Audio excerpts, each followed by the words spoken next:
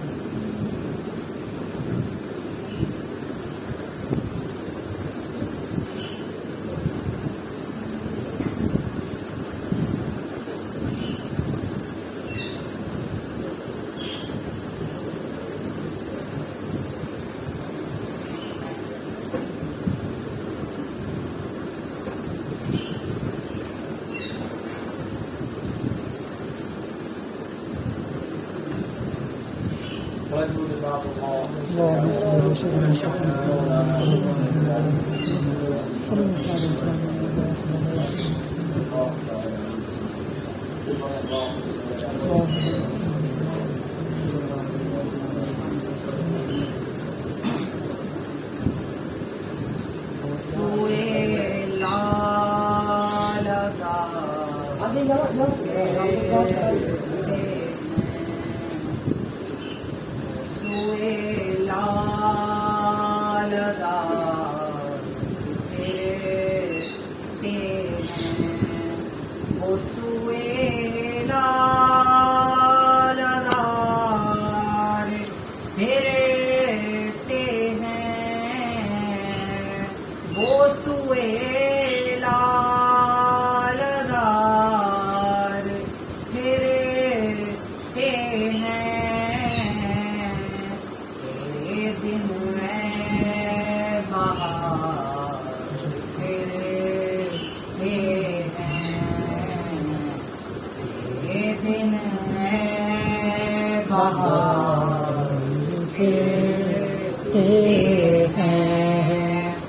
اور جو تیرے در سے یار پھرتے ہیں، جو تیرے در سے یار پھرتے ہیں، در بدر یوں ہی خوار پھرتے ہیں، سبحان بدر یوں خوار پھرتے ہیں، سوئے لال زار پھرتے ہیں، آہ کل عیش تو کیے ہم نے، آہ کل عیش تو کیے ہم نے،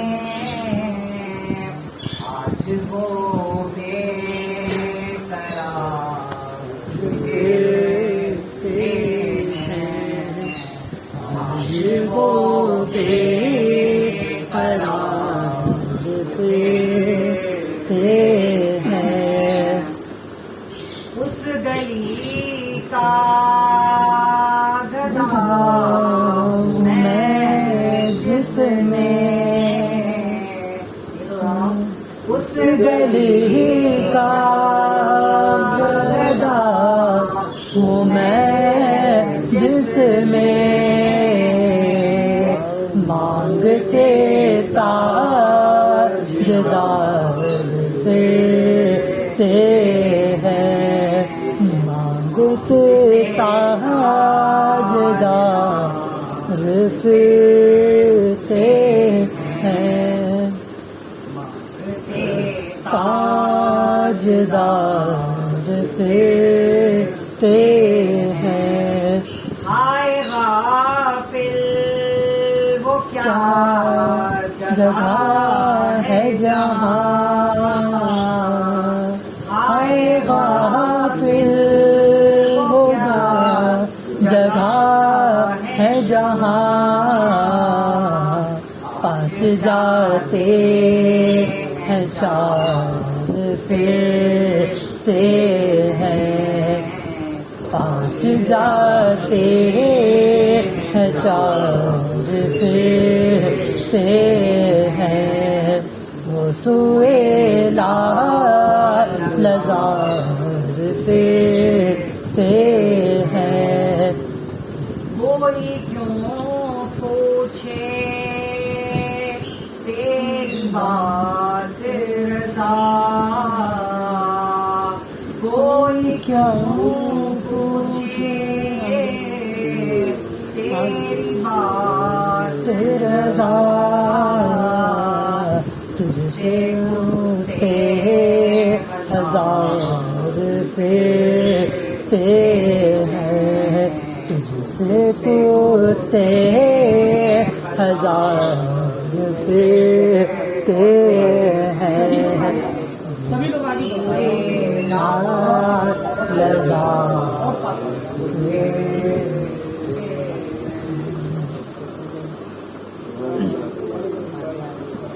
وعلیکم السلام۔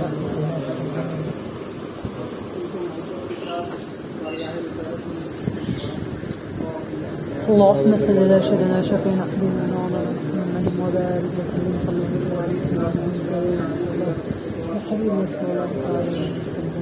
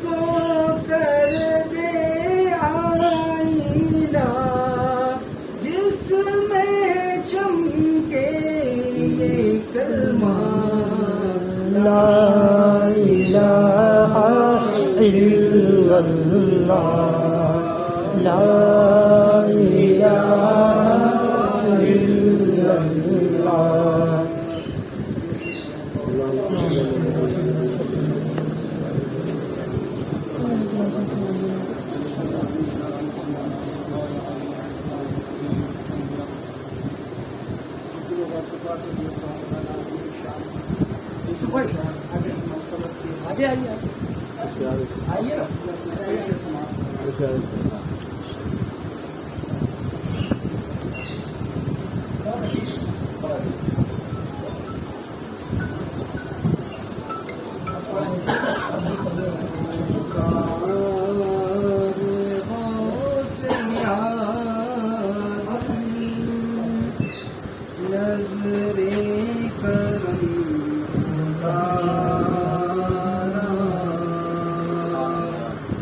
سرکار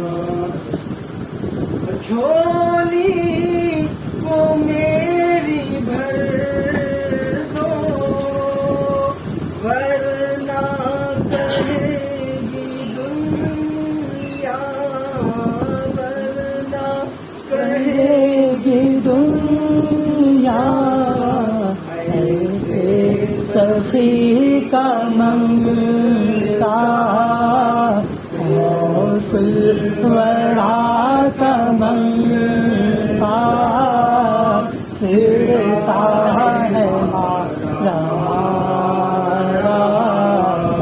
سرکار غوث اعظم نظر کرم خدا را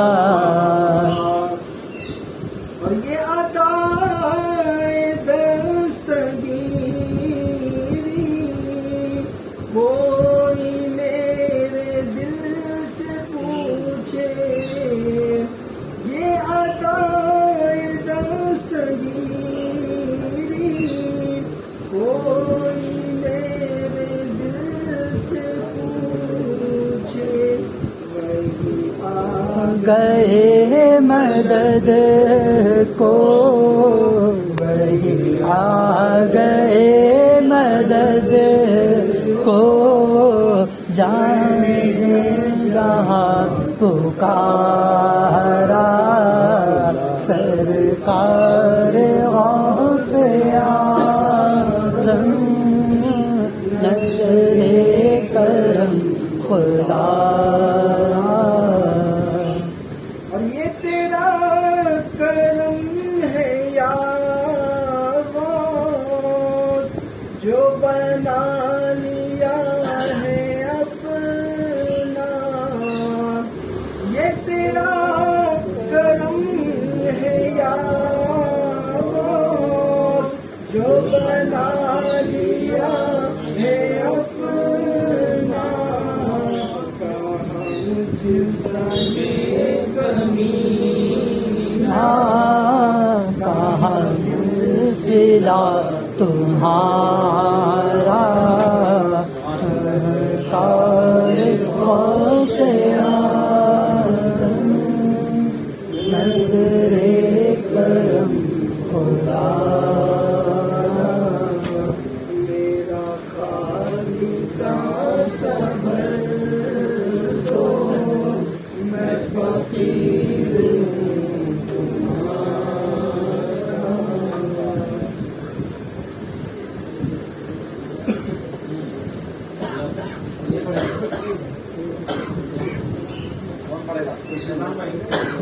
بڑی بڑی عمر میں کیا ہے بھائی دو شیر کو بھی پڑھتے تھے میں شاید بھول گیا اور مناسب نہیں اسے ٹھنڈا کرنا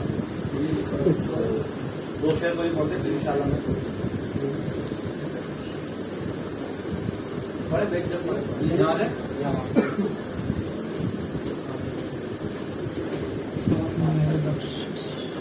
یہ جو بھی پڑھنے لگے آپ کو تھوڑا تھوڑا آگے آ جائیں تاکہ سمجھنا نہ پڑے آگے آ جائیے فل جاتے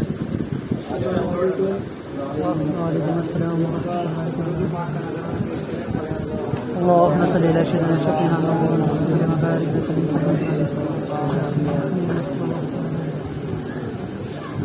لمیات نذیر و کفی نظر لمیات نذیر و کفی نظر میرا جانا لمیات نذیر و کفی نظر میرا جانا لمیات نذیر و کفی نظر مثل تو نشد پیدا جانا جگراج کو تاج تورے سر سو جگراج کو تاج تورے سر سو تجھ کو شہر دوسرا جانا لمیات نذیر و کفی نظر مثل تو نشد پیدا جانا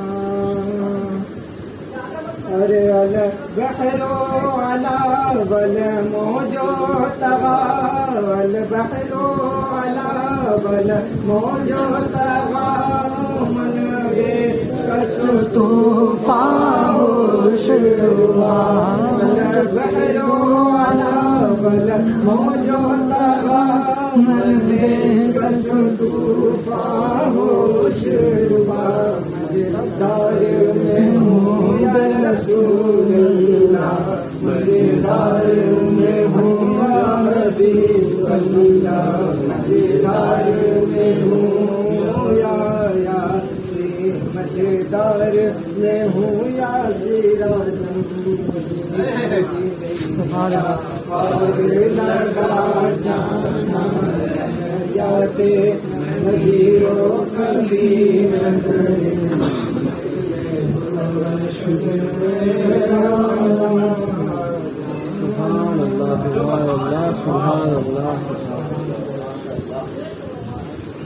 اس محفل کا ایک مقصد یہ بھی ہے تاکہ آپ لوگوں کی بھی جب کھلے آپ بھی نعت شریف پڑھا کریں. نعت تو پڑھنا چاہیے نا, ہم خود نہیں پڑھیں انسان یہ سوچ کے پڑھ لیا کرو رکھنا پڑھنا. اس سے آپ کا عشق رسول بھی ثابت ہوتا ہے کہ آپ کی محبت. اب میں کہوں گا گانا سنا دو سب کو یاد ہوگا. کوئی یہاں ایسا بندہ نہیں ہو سکتا جس کو گانا یاد نہیں, چاہے 4 شعر یاد ہوں یا 4 لائنیں یاد ہوں. کوئی ہو نہیں سکتا. جب باتیں کرے گا اپنی محبوبہ سے بھی ضرور سنا دے گا. لیکن ابھی کہے جائے نبی سے کیسا, نبی سے محبت کیسی, 2-4 شعر سنا دیجیے. بڑا پیارا کلام لگ جاتی ہے کرنا چاہیے. محبت کے لیے اور چونکہ حضرت بھی آئے ہیں تو گزارش یہ ہے کہ آپ بھی جو کر سکتے ہیں تقریر نعت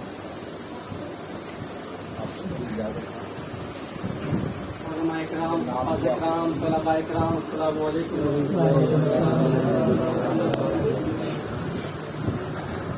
نحمده ونصلي على رسوله الكريم. اما بعد فاعوذ بالله من الشيطان الرجيم. بسم الله الرحمن الرحيم. الا بذكر الله تطمئن القلوب. صدق الله العظيم وصدق رسوله الكريم. امين المتين المبين المعين الكريم. نحن على ذلك لمن الشاهدين والشاكرين والحمد لله رب العالمين. آئیے بارگاہ نبوت اور رسالت میں جھوم جھوم کر درود شریف کا حدیث نشار کریے. پڑھیے اللهم صل على سيدنا وشفيعنا ونبينا مولانا صلى الله عليه وسلم.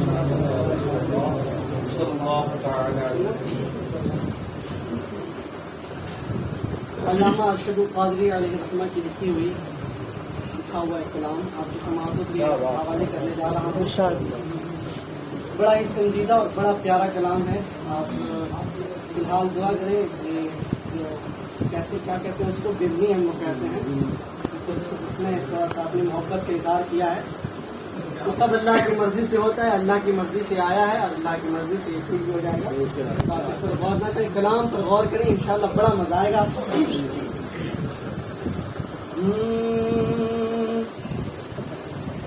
بہرے دیدار مشتاق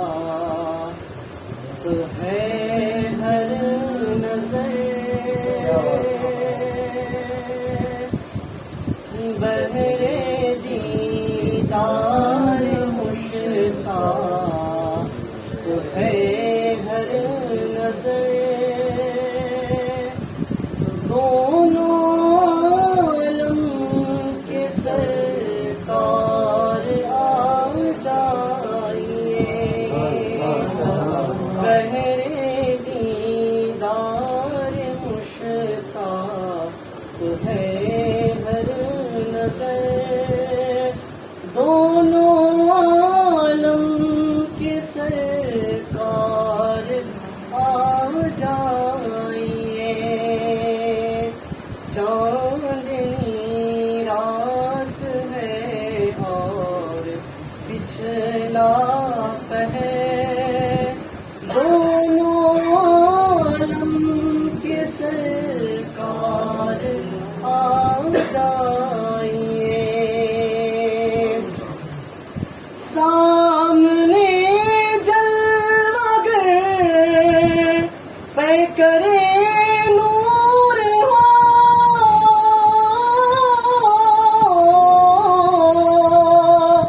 سامنے جلوہ گر پہ کرے نور ہو.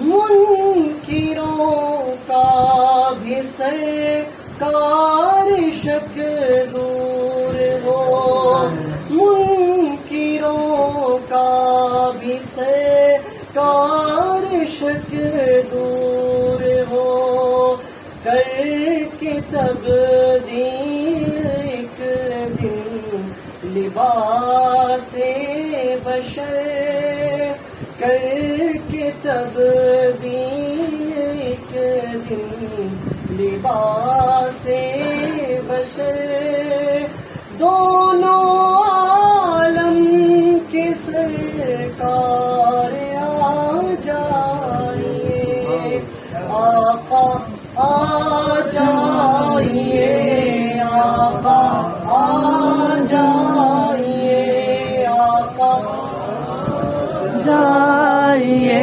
مولا آ جائیے میرے گلشن کو ایک بار مہکائیے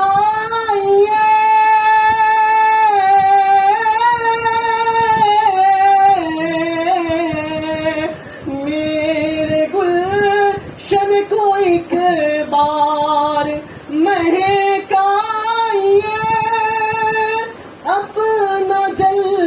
اپنے جلووں کی بارش میں نہلائیے اپنے جلووں کی بارش میں نہلائیے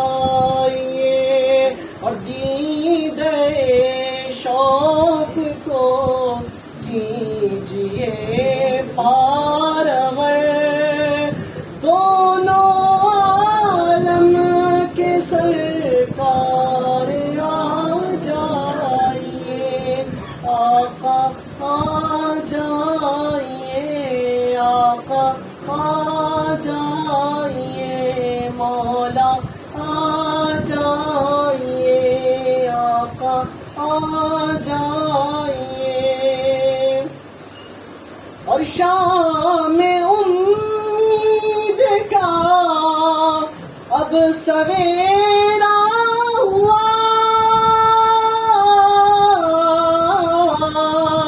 شام امید کا اب سویرا ہوا سوئے طیبہ نگاہوں میں ڈیرا ہوا سوئے طیبہ نگاہوں میں ڈیرا ہوا بچھ گئے راہ میں فرش قلبوں جگر بچھ گئے راہ میں فرش قلبوں جگر دونوں عالم کے سرکار آ جائیے آقا آ جائیے آقا آ جائیے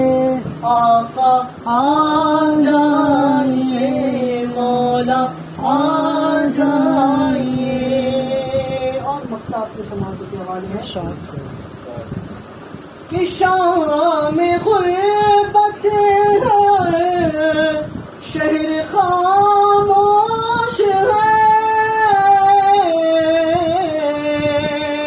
شام غربت ہے اور شہر خاموش ہے ایک ارشد اکیلا کفن پوش ہے ایک ارشد اکیلا کفن پوش ہے خوف کی ہے گھڑی وقت ہے پر خطر خوف کی ہے گھڑی وقت ہے پر خطر دونوں عالم کے سرکار آ جائیے آقا آ جائیے آقا آ جائیے آقا آ جائیے آقا آ جائیے آقا آ جائیے مولا آ جائیے.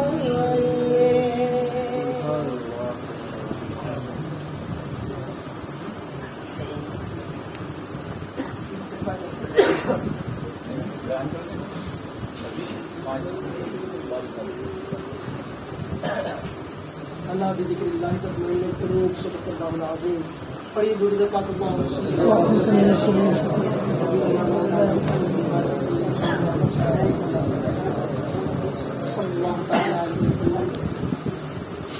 کچھ چیزیں ایسی ہوتی ہیں جو کہ علم والوں اور صاحب یزداں صاحب سمجھدار کے سامنے ہی پیش کی جاتی ہے.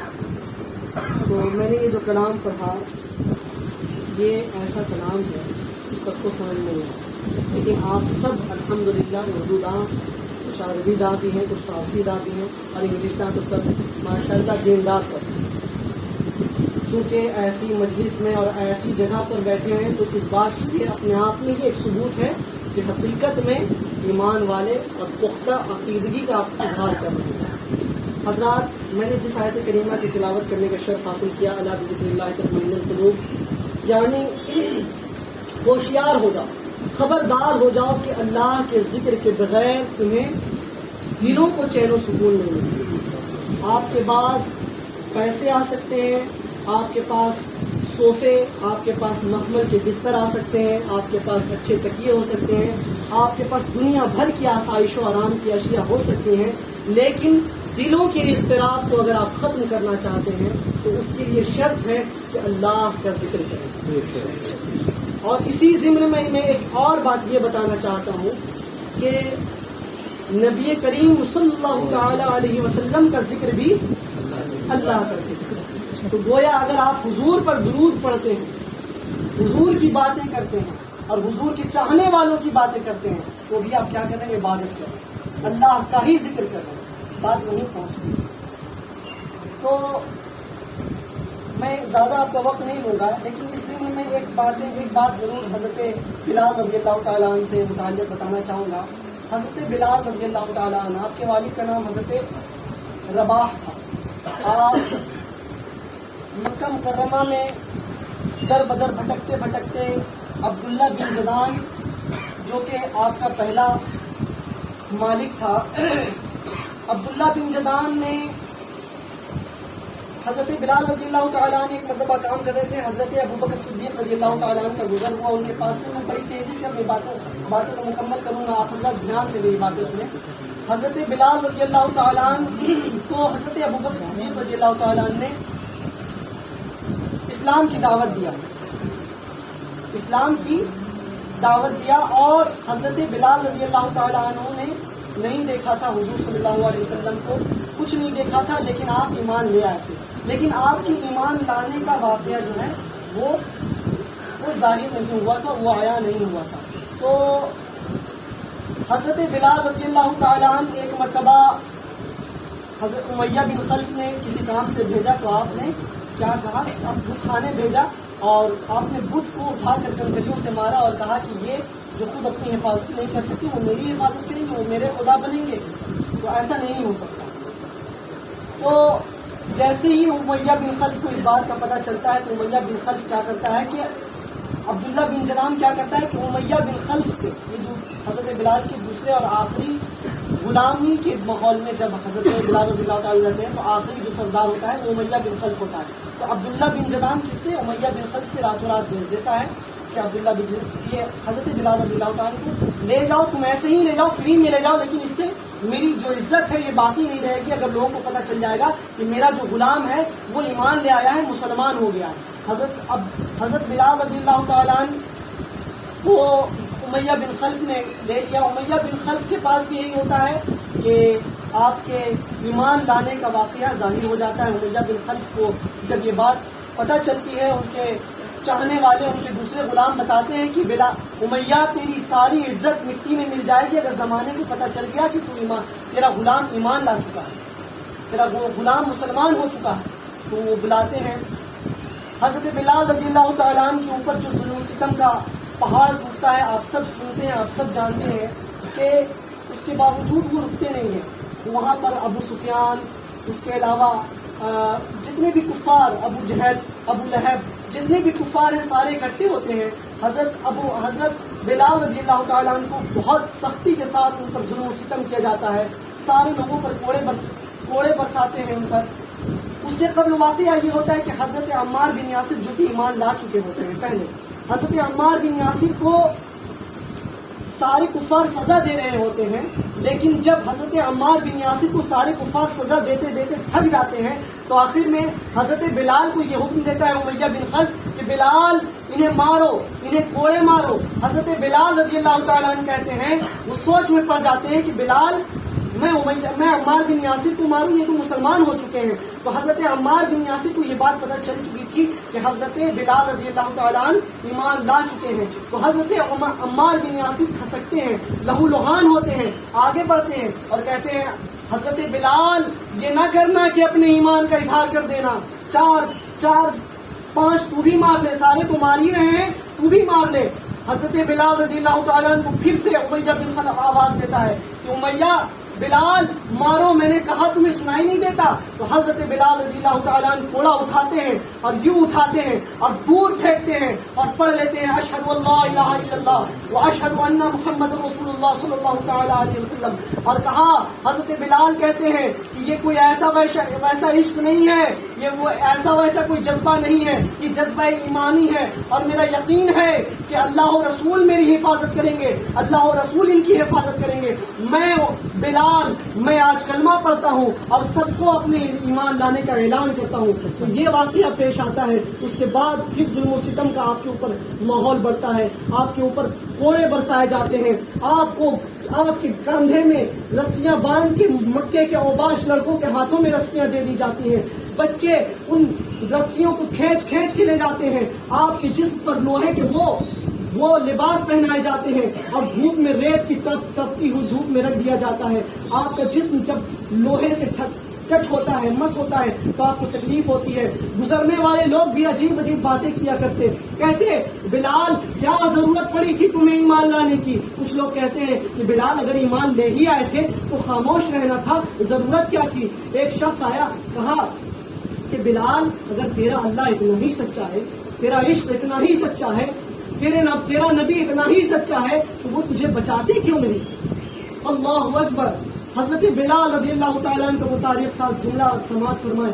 وہ فرماتے ہیں کہ بے شک میرا اللہ سچا ہے، لا شک کا فیہ، یہاں کوئی ڈاؤٹ نہیں ہے، کوئی شک نہیں ہے. میرا اللہ سچا، میرا قرآن سچا، میرا رسول سچا. لیکن جس طرح آپ اور ہم جب دنیا میں کسی بھی چیز کو خریدنے جاتے ہیں، کسی بھی چیز کو اپنانے جاتے ہیں تو ٹھوک بجا کر دیکھتے ہیں کہ کیا وہ صحیح ہے کہ نہیں، کیا وہ مضبوط ہے کہ نہیں. بس ویسے ہی بلا تشبیہ و تمثیل اللہ تبارک و تعالیٰ اور اس کا رسول بھی صرف مجھ سے امتحان لے رہا ہے کہ میرے بندے کے اندر ایمان کی تازگی کتنی ہے، ایمان کی پختگی کتنی ہے. اس کے علاوہ کوئی بات نہیں ہے. حضرت آپ کے اوپر ظلم و ستم کا ماحول بڑھتا ہے، آپ اللہ کا ذکر ہمیشہ کرتے ہیں، آپ ایک کلمہ ہمیشہ اپنی زبان پر رکھتے ہیں، صمد اللہ الصمد. تو حضرت ابو بکر صدیق رضی اللہ تعالیٰ عنہ کا گزر ہوتا ہے. توجہ ہے آپ کی؟ حضرت ابو بکر سب جھکے رہے، کان میری طرف رہے انشاءاللہ. تو حضرت ابو بکر صدیق رضی اللہ تعالیٰ عنہ کا گزر آپ کی طرف سے ہوتا ہے. حضرت ابو بکر صدیق رضی اللہ تعالیٰ عنہ آپ کو ایک مشورہ دیتے ہیں، کہتے ہیں کہ بلال ذکر کی 2 قسمیں ہیں، ذکر جلی اور ذکر خفی. آپ ذکر جلی نہ کر کے ذکر خفی کر لیا کریں، زور سے نہ بولیں، دل ہی دل میں ذکر کر لیا کریں. تو حضرت بلال رضی اللہ تعالیٰ عنہ اس چیز کو تسلیم کر لیتے ہیں. حضرت بلال رضی اللہ تعالیٰ عنہ دھیرے دھیرے ذکر کرنے لگتے ہیں. 2-4 روز تک آپ پر کوئی ظلم نہیں ہوتا ہے، کوئی مار پیٹ آپ کے ساتھ نہیں ہوتی ہے.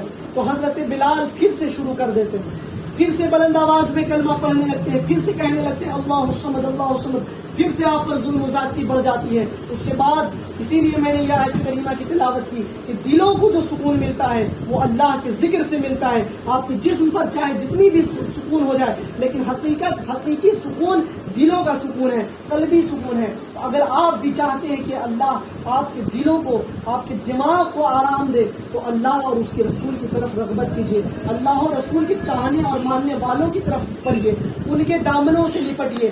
اللہ تبارک و تعالیٰ قرآن میں کہتا ہے، ایک آیت ہے، حافظ صاحب بتائیں گے کہ اگر تم چاہتے ہو کہ کامیاب ہو جاؤ، تم اپنے لیے کوئی وسیلہ تلاش کرو۔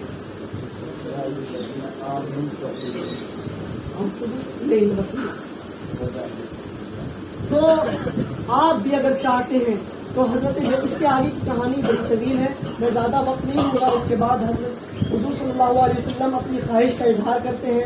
اس کے بعد حضرت ابوبکر صدیق رضی اللہ تعالیٰ عنہ آپ کو اس کی امیہ بن خلف کی غلامی سے چھڑا کر نبی کریم صلی اللہ تعالیٰ علیہ وسلم کی بارگاہ میں لا کر پیش کر دیتے ہیں۔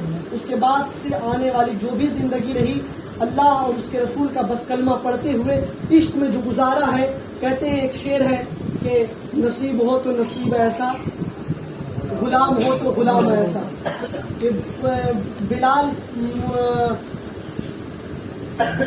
قربان جاؤں بلال تیری قسمت پر، کہ نصیب ہو تو نصیب ایسا، اور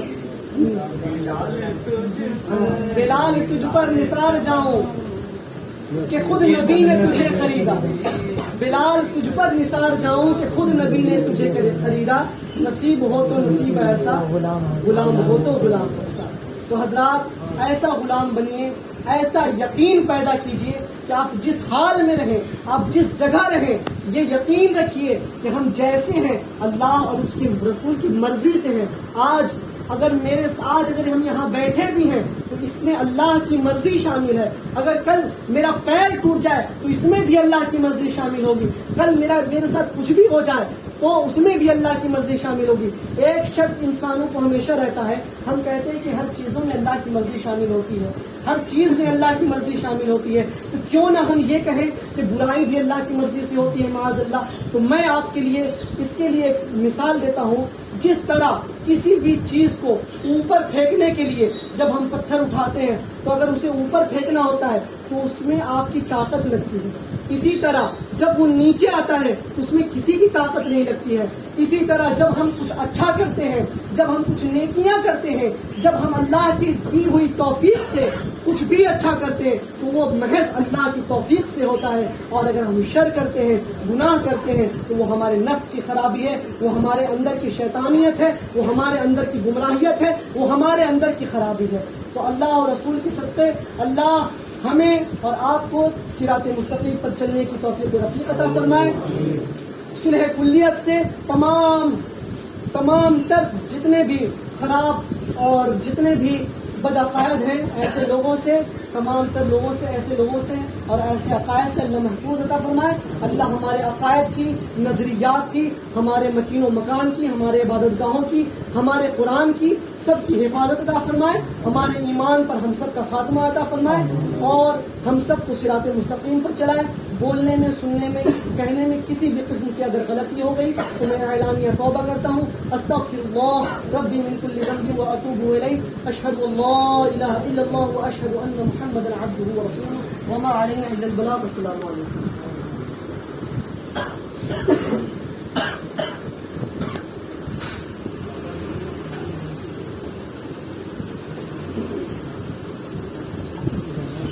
آپ سبھی کو السلام علیکم ورحمۃ اللہ وبرکاتہ۔ وعلیکم السلام ورحمۃ اللہ وبرکاتہ۔ وسلم علی رسول الکریم، اما بعد، اعوذ باللہ من الشیطان الرجیم، بسم اللہ الرحمن الرحیم۔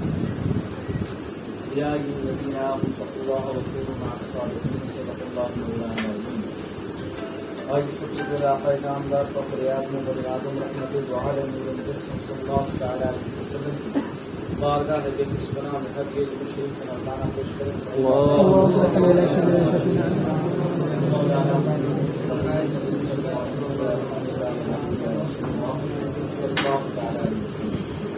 اب آپ سبھی لوگ پوری توجہ کے ساتھ ہماری بہت ساری باتیں ایسی ہیں کہ شاید بہت سی ایسی سنی کو قدر فضا کی زبان دوبارہ سنیں گے، لیکن اس سے پہلے حضور محتاط کی شان کے تھوڑا مختصر کلام کو مل کر کریں۔ कलाम दोनों बड़ा अच्छा हुआ था, लेकिन साथ इनका कोई नहीं ले रहा। कलाम इनका भी बड़ा अच्छा था, अल्लाह बड़ा मशहूर कलाम अल्लाह है बड़ा। एक कलाम में पढ़ने जा रहा हूँ मशहूर है, जब तक शेर खत्म होगा तो आपको एक जो बंद दे दो 2-3 शेर पढ़ेंगे ताकि खबर मिले। आगे आ जाएंगे पहले से, ताकि पीछे वाले आगे आने की कोशिश ना करें। अभी जो पीछे है तो वो पीछे है। तो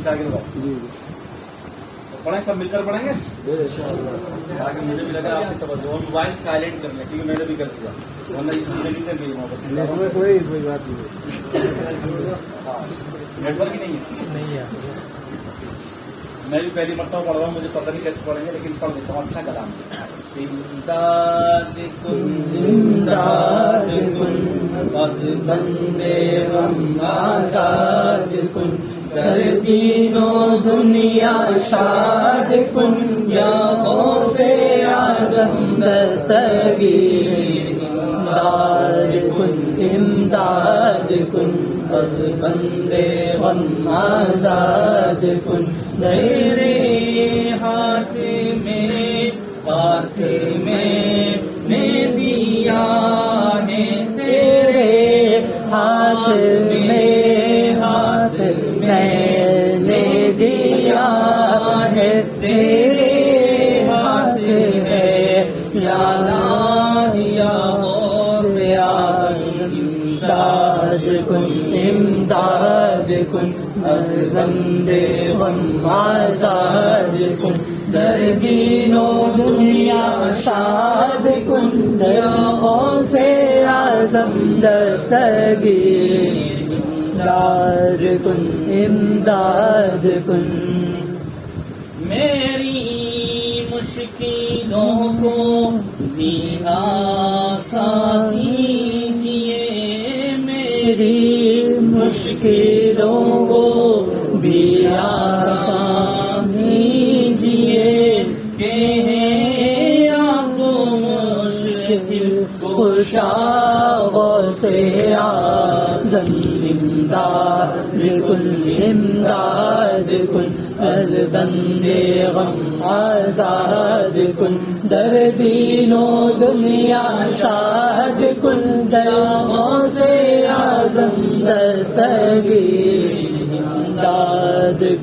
इमदाद कुन मेरे चाँद में सदके आ जाई घर भी, मेरे चाँद में सदके आ जाई घर भी, चमके उठे दिल की कलियों से आज़म। इमदाद कुन बस बंदे गम आजाद कुन, दर्दीनो दुनिया शाद कुन, याओं से आज़म दस्तगीर। इमदाद कुन निकाला था पहले तो डूबे हुओं को, निकाला था पहले तो डूबे हुओं को, डूबो तो बचाओ से आज़म। इमदाद कुन बस बंदे गम आजाद कुन, दर्दीनो दुनिया शाद कुन, या गौसे आज़म दस्तगीर। इमदाद कुन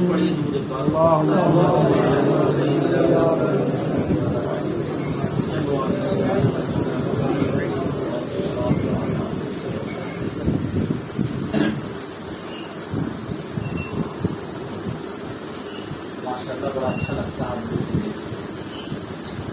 बस थोड़ा वक्त में आपको उसका ख्याल है।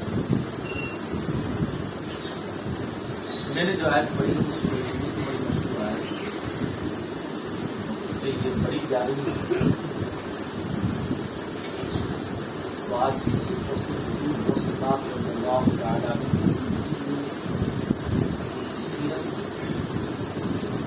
جو ہمیں تعلیم ملتی ہے سماجی یا اخلاق یا ایمان یا عبادات کی طریقے میں تو ان شاء اللہ آپ سے بہت خدا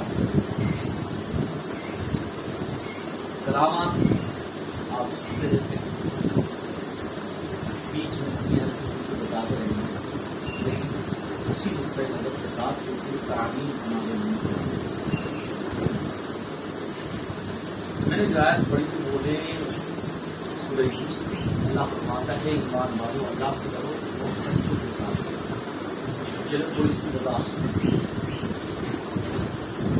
ایمان وہ دولت عظیم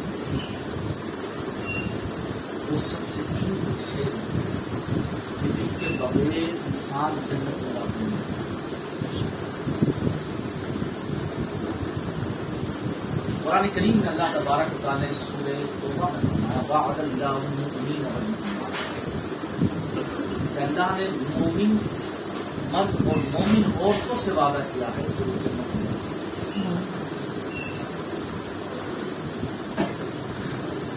ایمان کیا ہے ہم سب جانتے ہیں کہ اللہ کو ماننا رسول اللہ کو ماننا دل سے اقرار کرنا جنت کو گزر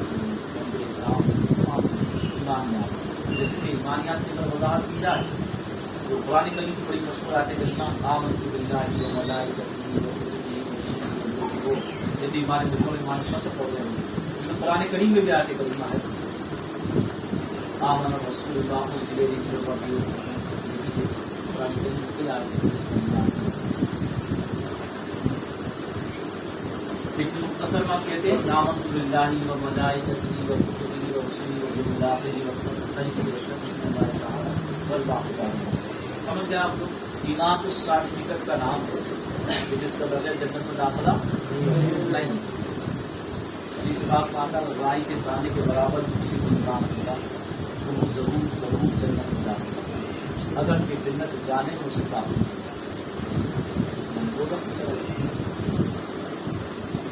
کیونکہ مومن کبھی نہیں ہمیشگی کے بھی دولت نہیں. دوسرا اس میں ذکر اتقوا اللہ اللہ سے ڈرنا. اللہ سے ڈرنے کا مطلب ہوتا ہے کہ اعمال صالحات. اللہ سے ڈرنے کا مطلب ہوتا ہے جس کام کو رب نے منع فرمایا اس سے باز ہو، جس کا حکم دیا اس کو بجا لانا. اطاعت خدا بنتی ہے، اطاعت رسول مسلم.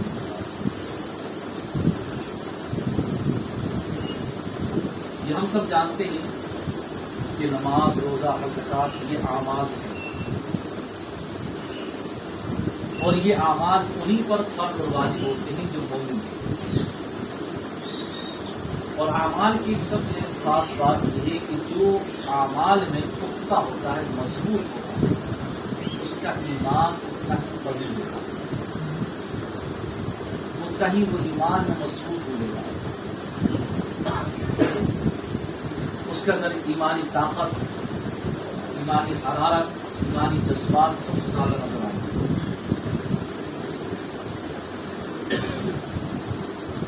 تو معلوم ہوا کہ اعمال بھی بڑی اہم دولت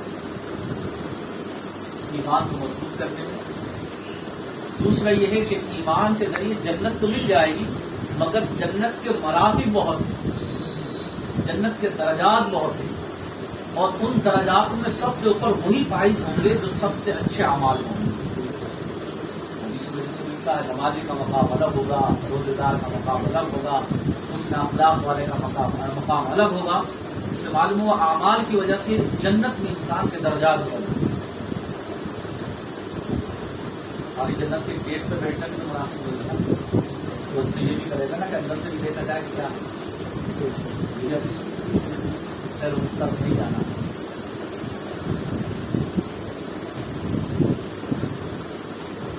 دو چیزیں میں نے آپ کو بتا دی، ایمان اور اعمال.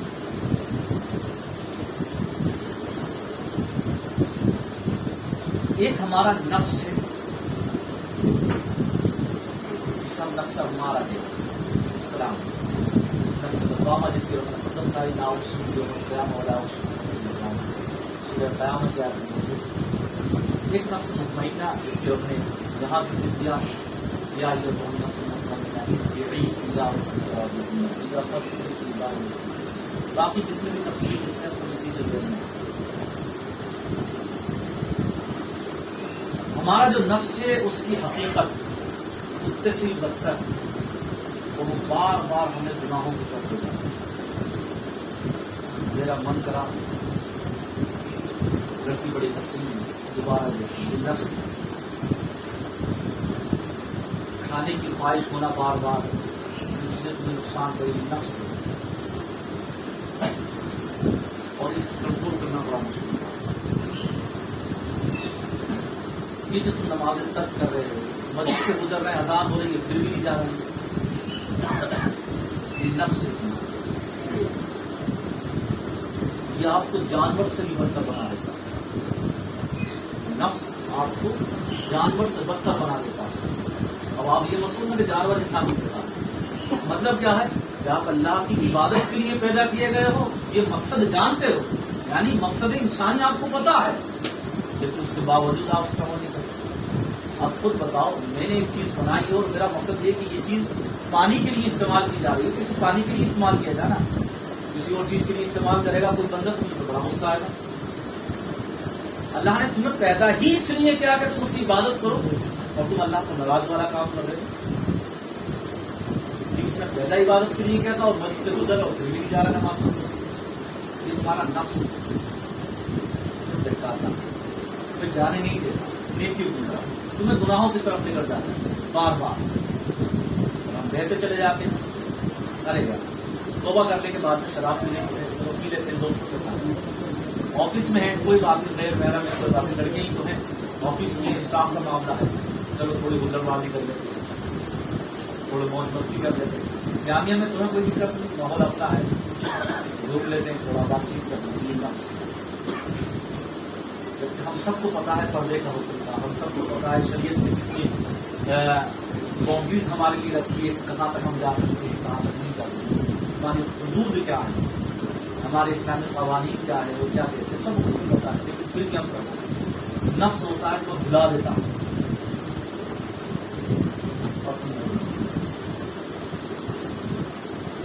ایک ایمان جو تمہیں بار بار بچانا چاہتا ہے.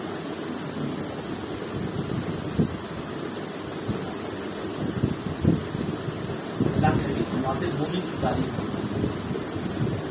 حجۃ الوداع کے موقع پر آپ نے ایک خطبہ دیا، بڑا زبردست خطبہ ہے. اس خطبے کو آپ لوگ نکالیں. اللہ کے نبی اس خطبے میں جو حقوق نسواں بیان کی، حقوق انسانی بیان کیا ہے، اخلاقی قدروں کو بیان کیا ہے، یعنی ویلیوز آف مورلٹی جو ہے وہ آپ نے بیان کی. بڑے زبردست آپ کا وہ خطبہ. کوئی عجمی کو عربی کو فقہ نہیں، کسی عربی کو عجمی کو فقہ نہیں، کیا مساوات اور عدل کا پیمانہ آپ نے رکھا ہے. اسی میں آپ نے تعریف کی، مومن کی تعریف کی کیا. آپ نے فرمایا مومن وہ ہے کہ جس سے ہر شخص محفوظ ہے. مومن کبھی کسی کو اپنی زبان سے اپنے ہاتھ سے نہیں، جیسے مسلم کو یاد کرتا ہے. یعنی مومن وہ ہے جس کے پاس اگر کوئی آ جائے تو اس کی جان بھی محفوظ رہے، اس کا ایمان بھی محفوظ رہے، اس کی عزت بھی محفوظ رہے، سب رہے. پھر آپ نے اسی میں ایک تعریف کی کہ مجاہد ہوا ہے، اس کی یہاں آئے. مجاہد وہ ہے یعنی کوشش کرنے والا، ہم سے کہتے ہیں جہاد کرنے والا. جو لوگ جنگ میں جاتے ہیں مسلم مجاہد کرتے ہیں، اس کا مطلب مانا کوشش کرنے والا، جلد و جہد کرنے والا. قرآن کریم کی آیت میں بتایا تو لگتا ہے کیا فینا اللہ مجاہد وہ ہے آقا نے فرمایا در حقیقت جو اپنے نفس کو صرف اور صرف اللہ کی اطاعت میں.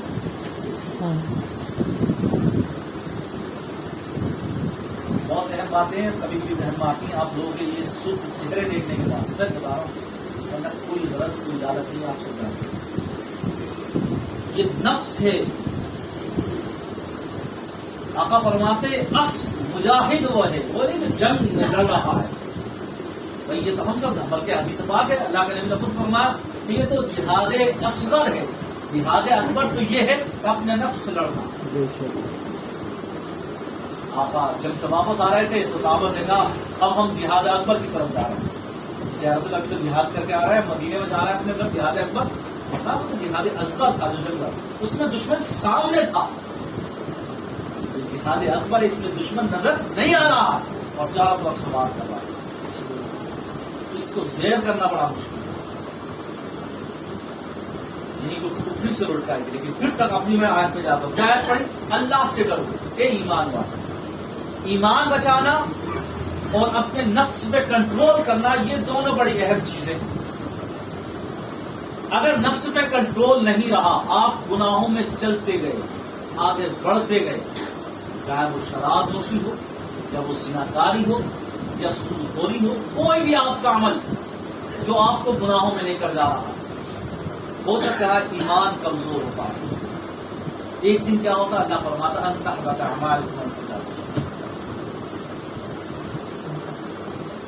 पहले पारे की आयत करीमा है बड़ी मशहूर, ये तो दूसरी आयत करीमा, पहले पारे की आयत करीमा बड़ी मशहूर है। अल्लाह फरमाता है युखादिऊन अल्लाह व खादिम व इज़ा क़ाम युखादिऊन अल्लाह व खादिम इल्ला अनफुसहुम व मा यशऊरून। ईमान कब निकल जाए तुम्हें उसका शऊर तक नहीं, कब निकल जाए शऊर तक नहीं होगा। जितना इंसान गुनाहों में रहेगा, याद रखो कि वो ईमान क्यों तुम्हारे साथ रहेगा। ईमान तो रोशनी का नाम है और तुम तारीकी में जा रहे हो, तो रोशनी खुद वक्त खत्म हो जाएगी, आपने अंधेरे को कब देखा। ईमान बचाकर रखना है जब तक जिंदगी है, और आमाल जितने भी हम कर रहे हैं, चाहे थोड़े कर रहे हैं, उन्हें महफूज रखना है। मौला क्या करे? फरमाया सच्चों के साथ सोहबते सालिहीन। जब तक तुम्हारा ईमान सलामत है, याद रखो तुम महफूज हो, तुम जरूर जन्नत में दाखिल हो। और आमाल को महफूज करना है तब भी आपको सोहबत सालिहीन, ये दोनों अजीम दौलतें जो हैं, इनको महफूज करने के लिए आपको नेक लोगों का सहारा, उनकी सोहबत, उनसे निस्बत करना होगी। वरना यकीन मानो शेख अब्दुल कादिर जिलानी जिनका जिक्र शुरू होगा, उनका खुद का कौल है कि बुरे लोगों से खुद को बचाओ और अच्छे लोगों में अपने आप को रखा हो। आला हज़रत फाजिल बरेलवी ने क्या प्यारी मनक़बत कही है शेख अब्दुल कादिर जिलानी रज़ियल्लाहु तआला अन्हु शान, फरमाते वाह क्या मर्तबाए गौर के बाला के, ऊंचे ऊंचों के सरों से कदम डाला तेरा। जो फरमाते सर भला क्या कोई जाने के ऐसा तेरा, औलिया मनते हैं आंखें बोले तलवा तेरा, क्या दबे जिस पे हिमायत का हो पंजा तेरा, शेर को खतरे में लाता नहीं कुत्ता तेरा। इस तरीके से आपने अल्लाह के खलके वो सादत की शान को बयान करते। लफ्ज क्या था? वाह, पहला लफ्ज वाह। तो ये पहले ताज वहां बोला जाता जब हमारे पास लफ्ज ना हो, और किसी चीज की तारीफ करना, वाह क्या खूबसूरत, क्या शान है, वाह क्या मर्तबा, खुशी में इंसान जान करता, वाह क्या मर्तबा है और खुदाना। फिर आपने तारीफ की, करामात को भी बयान किया और फिर फरमाया उससे डर से सख्त से भी मेरी गर्दन में ये दूर का डोरा घेरा। इस निशानी के जो सग हैं नहीं मारे जाते, अस्र तक मेरे गले में रहे पट्टा तेरा। यहीं पर गुफ्तगू रोक देते शेर की, अगला शेर बाद में पढ़ेंगे, लेकिन फिर लौट कर आते नफ्स की तरफ। या आला हज़रत ने जो बात करी है, अगर मेरी एक एक बात आपके जहन में आ रही तो सारी बातें समझ में आ जाएंगी, एकदम बिल्कुल क्लियरिटी बिल्कुल बहुत वाज़ेह करूंगा। क्या फरमाया? उससे डर से सख्त से मुझको निस्बत, मेरी गर्दन में भी ये दूर का डोरा तेरा। इस निशानी के जो सग है नहीं मारे जाते, हर्ष तक मेरे गले में रहे पट्टा तेरा। आप क्या समझी पूछे? आपने देखा होगा, मैं बड़ी अहम बात बताने जा रहा हूँ। आपने देखा होगा कि अगर रास्ते में जो कुत्ते होते हैं ना, किसी के गले में पट्टा नहीं होता, उसे कोई भी छेड़ सकता। سے کوئی نہیں چھیڑ سکتا، کوئی مار سکتا، لیکن پٹا پڑا ہوگا کوئی نہیں چھیڑے گا۔ لیکن اگر اس پٹے پہ ڈوری نہیں ہوئی تو ممکن ہے پٹا پڑا ہوا ہے، کوئی چھیڑ تو نہیں رہا لیکن وہ کسی کو چھیڑ سکتا، وہ کسی کو کاٹ سکتا۔ ڈوری پڑی ہوگی تو مالک فوراً کھینچ لیتا ہے۔ آپ نے دیکھا گھروں میں جب کسی کو ڈوری پڑی ہوتی ہے فوراً مالک کھینچ لیتا ہے۔ کیا مراد ہے؟ مراد یہ اعلیٰ حضرت فرمانا یہ چاہتے کہ سنو، سلسلے قادریہ کا فیضان یہ ہے، حضور غوث پاک کی شان یہ ہے کہ آپ جس سلسلے کے بانی ہیں اور جو غلامی غوث کا پٹا ہم نے اپنے گلوں میں ڈال رکھا ہے، اس وجہ سے ہم تمام شیاطین سے محفوظ رہتے ہیں، لیکن نفس امارہ ہمیں برابر گناہوں میں لے کر جاتا ہے۔ جیسے ہی ہم گناہ کی طرف چلتے ہیں وہ سے پاک پکڑ کے کھینچ لیتے ہیں، اس لیے ہم دنیا کے اندر ہر مصیبت سے محفوظ لیتے ہیں اور یہی پٹا حشر تک بنا رہے۔ انشاءاللہ وہاں پر ہونے والی ہر ہولناکی، ہر پریشانی، ہر مصیبت سے ہم ضرور محفوظ رہیں گے۔ حشر تک میرے گلے نعرہ رسالت، نعرہ غوثیہ، حشر تک میرے گلے میں رہے پٹا تیرا، یہ ہے نظریہ، یہ ہے ویژن۔ اس نشانی کے جو سرے نہیں مارے جاتے، حشر تک میرے گلے میں رہے پٹا تیرا۔ آپ قربان جائیے، کیا شان ہے غوث پاک۔ اچھا کیوں کہا؟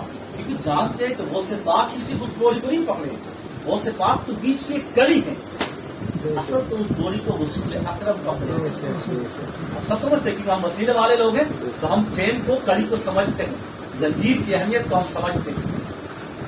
یہ چیز ہو گئی۔ اب اس کی ایک مثال بھی لو، ایگزامپل لے لو آپ۔ ہم تو بہت گناہ گار لوگ ہیں، ہم کیسے اپنے ایمان کو بچائیں؟ وقول مع الصادقین۔ ٹھیک ہے، گناہ گار ہیں، حکم سب کے لیے برابر ہے، وقول مع الصادقین، سچوں کے ساتھ بتاؤ، سچوں کے دامن سے وابستہ رہو۔ آپ کچھ بھی ترجمہ کر لیجیے، ان کی معیت میں رہو، ان کی صحبت میں رہا کرو، ان سے اکتساب فیض لیا کرو، یہ ساری چیزیں۔ امام راضی کا آپ نے نام سنا نہیں سنا، لیکن ایک بڑے زبردست عالم ہیں، علم کلام کے ماہر، عقائد کے امام راضی، پورا نام فخر الدین امام راضی۔ آپ کے بارے میں آتا ہے، مثال دے رہا ہوں تاکہ سمجھ میں آ جائے بات پوری کہ اعلیٰ حضرت نے جو شعر کہا کیوں کہا۔ امام راضی علیہ رحمۃ الرضوان کے بارے میں آتا ہے کہ آپ جو فرما رہے تھے، شیطان آتا ہے اور آپ سے دلیلیں مانگتا ہے کہ تو اللہ کے ایک مانتا ہے، دلیل آپ ایک دلیل دیتے، شیطان رد کر دیتا۔ آج بھی ہمارے ساتھ یہ ہوتا ہے، آپ سے کوئی پوچھ لے 11ویں شریف کی دلیل دو، مثال ثواب کی دلیل تو آپ دو گے، آپ کو 10 رد میں سنا دے گا وہ۔ اور وقت کا کہاں جائیں، اس کے پاس جائیں، یہی چیز ہے نا۔ امام راضی تو علم کلام کے ماہر، کتابیں لکھی ہیں زبردست، آپ سے دلیل مانگ رہا شیطان، اب شیطان گئی، امام راضی گئی۔ اب دیکھیے امام راضی نے دلیلیں دی، روایت ماتا 300 دلیلیں دیتی آپ کو، مان سکتے یار۔ آج یہاں پہ آپ کو ایسے بہت سارے لوگ مل جائیں گے جو خدا میں بلیو نہیں کرتے ہیں، آپ اس سے کو قل اللہ احد اللہ ہے کہ بلکہ مانو تمہارا قرآن ہے وہ تو کیوں مان لے کر شیطان نے رکھ دیا۔ پھر آپ نے سوچا یہ ایسے باز نہیں آ رہا، آپ نے پھر بڑی پیاری بات، آپ نے فوراً اپنے پیر و مرشد، اپنے پیر و مرشد نجم الدین کبرا رحمۃ اللہ تعالی علیہ، آپ کو فوراً کا دیدار ہوتا ہے۔ فرماتے یہ راضی اس دور میں پھنسا، دلیلیں کیوں دیتا؟ تو کہیں میں بغیر دلیل کے اللہ مجھے دلیل دینے کی بھی ضرورت ہے، اللہ کو ایک مانتا جو میرا آپ کی بات، اس نے بچایا امام راضی کو ان کے پیر و مرشد۔ یہی وجہ کہ بایزید بستامی رحمۃ اللہ تعالی نے فرمایا تھا من لا شیخ لہ فشیخہ الشیطان، جس کا کوئی شیخ نہیں ہوتا اس کا شیخ شیطان ہوا ہے۔ بایزید بستامی اسی لیے فرمایا، اللہ کے نبی صلی اللہ تعالی علیہ وسلم کی حدیث ہے وقاد ہے کہ جس طرح نبی صحابہ کے درمیان ہوا کرتے ہیں، ایسے ہی میری امت کے درمیان علماء اور پیر یعنی کہ شیخ ہوا کریں گے. شیخ کا ترجمہ میں نے پیر کیا. یعنی جس طرح نبی ہدایت کے کام کرتے ہیں جو لوگوں کو راہ ہدایت دکھاتے ہیں، اسی طرح میرے امت کے اندر جو شیخ ہوں گے اور جو علماء ہوں گے وہ یہ والا کام ہے. حدیث علم دیا اور العلماء ورثۃ الانبیاء. تو یہ ساری چیزیں ہمیں ذہن میں رکھنا کے بعد بات سمجھنا نہیں آتا. اپنے نفس کو قابو میں کرنا تو ہمیں کسی نہ کسی کا پٹا اپنے گردن میں ڈالنا ہے. اس لیے تو آج نے ایک بڑا پیارا شعر کہا ہے، قادری کر قادری کر قادری اٹھا. آپ خود سوچیے پیر تو بہت گزرے، کتنے مزار ہیں ہندوستان میں، پاکستان میں، ٹھیک ہے، اس کے علاوہ مصر وغیرہ میں کتنے بڑے بڑے بزرگ گزرے ہیں. کچھ تو تھا ان کے اندر سب ان کے گنگار ہیں. پاکستان کے وہ علماء جن کو آپ سنتے ہو کہ آج وہ بھی 11ویں کے رنگ میں رنگے ہوئے تو تھا کیا تھا کچھ، اور ان کی زندگی سنی. اب یہاں تک بات سمجھ میں آ گئی. ہم ان کا ذکر کیوں کرتے ہیں کہ ہماری نسبت ان سے قائم ہے. آپ فرماتے ہیں کہ جو میرا چاہنے والا ہے اگر وہ مشرق میں ہے اور میں مغرب میں ہوں تو اس کی مدد کو میں مشرق میں پہنچا. آپ فرماتے ہیں کل قیامت کے دن اللہ تبارک و تعالیٰ کے حضور میں کھڑا رہوں گا جب تک کہ اپنے ہر ایک مرید کو اپنے ساتھ جنت میں. آپ خود سوچیے ایسا پیر آج کے پیروں کی طرح نہیں ہے. یہ پیر کچھ الگ ہی ہے. انہیں پیرانے پیر کیوں کہتے ہیں وہ آپ دیکھیے کیوں بڑے پیر ہیں یہ. اچھا ہمارے یہاں ہوا کیا، اب گفتگو ان کی شروع ہو گئی. اب تک تو تمہیدی باتیں تھی تاکہ آپ کا ذہن کلیئر ہو کہ ہاں ہمیں نسبت رکھنا چاہیے اور اب اس نسبت کو کس طریقے سے قائم رکھنا ہے اور ان کی تعلیمات کیا ہے. اب وہ شروع ہوئی. ہمارے یہاں ہوا کیا کہ جتنے بھی آپ کو مزار ملیں گے، جتنے بھی سجاد نشین مجاہد ملیں گے، جتنے پیر بنے مل رہے ہیں سب غوث پاک کا نام لے رہے ہیں. بڑے بڑے پوسٹر لگا رکھے ہوں گے، بڑے بڑے شعروں میں لکھ رکھا ہوگا غوث پاک کی شان میں شعر لکھے ہوں گے، لیکن غوث پاک کی تعلیم آپ کو کوئی دیتا ہوا نہیں آ رہا. کیونکہ انہیں پتا ہے کہ ان کے چندے اور ان کے نذرانے سب بند ہوئے. حقیقت بتا رہا ہوں آپ کو، ساری چیزیں ختم ہو جائیں گی اگر وہ صرف غوث پاک کی تعلیم کام کریں. ہمارے درمیان سے غربت ختم ہو جائے گی، ہمارے درمیان سے جہالت ختم ہو جائے گی. ہمارے لوگ جو آج بہکے ہوئے ہیں وہ راہ راست پر آ جائیں گے صرف غوث پاک کی صرف تعلیم کام کریں. آپ کی 91 ایئر یعنی 91 سالہ زندگی یہ بڑی زبردست زندگی. آپ کی زندگی کے 3 فیصلے گزرنے پڑے گے، بچپن، جوانی، بڑھاپا، سب کے ہوتے ہیں. اس کے علاوہ اگر آپ کی زندگی کو اور بانٹا جائے تو 2 حصوں میں بانٹا جائے، ایک طالب علمی، ایک معلمانہ والی زندگی. اور اگر ان کی زندگی کو بانٹا جائے تو 3 حصوں میں یوں بانٹ دیا جا سکتا ہے کہ پہلی وہ زندگی جس میں علوم ظاہری آپ نے سیکھے، دوسری وہ زندگی جس میں علوم باطن آپ نے سیکھے، اور تیسری وہ زندگی جس میں علوم ظاہری اور علوم باطن سے اپنی پوری دنیا کو روشن کر دیا. اور اگر اس کو اور بانٹا جائے تو سب سے اہم زندگی کا آپ کا وہ چیپٹر ہے جس میں آپ نے اپنے نفس سے دفاع کی. یہی موضوع یہی گھومتا رہے گا. اور وہ تقریباً 25 سال بعد روایت 35 سالہ زندگی. آپ کی زندگی تعلیم علمی کی کیا ہے، اور آپ کی زندگی نفس مجاہدے کی کیا ہے، اور اس کے بعد آپ کی زندگی کی معلمانہ زندگی کیا ہے، وہ انشاءاللہ میں بیان کروں. آپ کی ولادت مبارک 470 ہجری، 1 رمضان مبارک. تاریخ پتہ ہونا چاہیے تاکہ آپ کو پتہ لگے کس کے ذکر میں گئے. شیخ عبد القادر جیلانی کی ولادت 470 ہجری، 1 رمضان مبارک. آپ کا تاریخ، آپ کا پیدائش نام عبد القادر. اور اس کے بارے میں آتا ہے کہ اللہ کے نبی صلی اللہ تعالیٰ علیہ وسلم نے بشارت دی تھی. ان کے والد گرامی کا نام سیدنا ابو صالح موسیٰ جنگی دوست رحمۃ اللہ تعالیٰ علیہ. ان کی والدہ گرامی کا نام سیدتنا ام الخیر حضرت فاطمہ رضی اللہ تعالیٰ عنہ.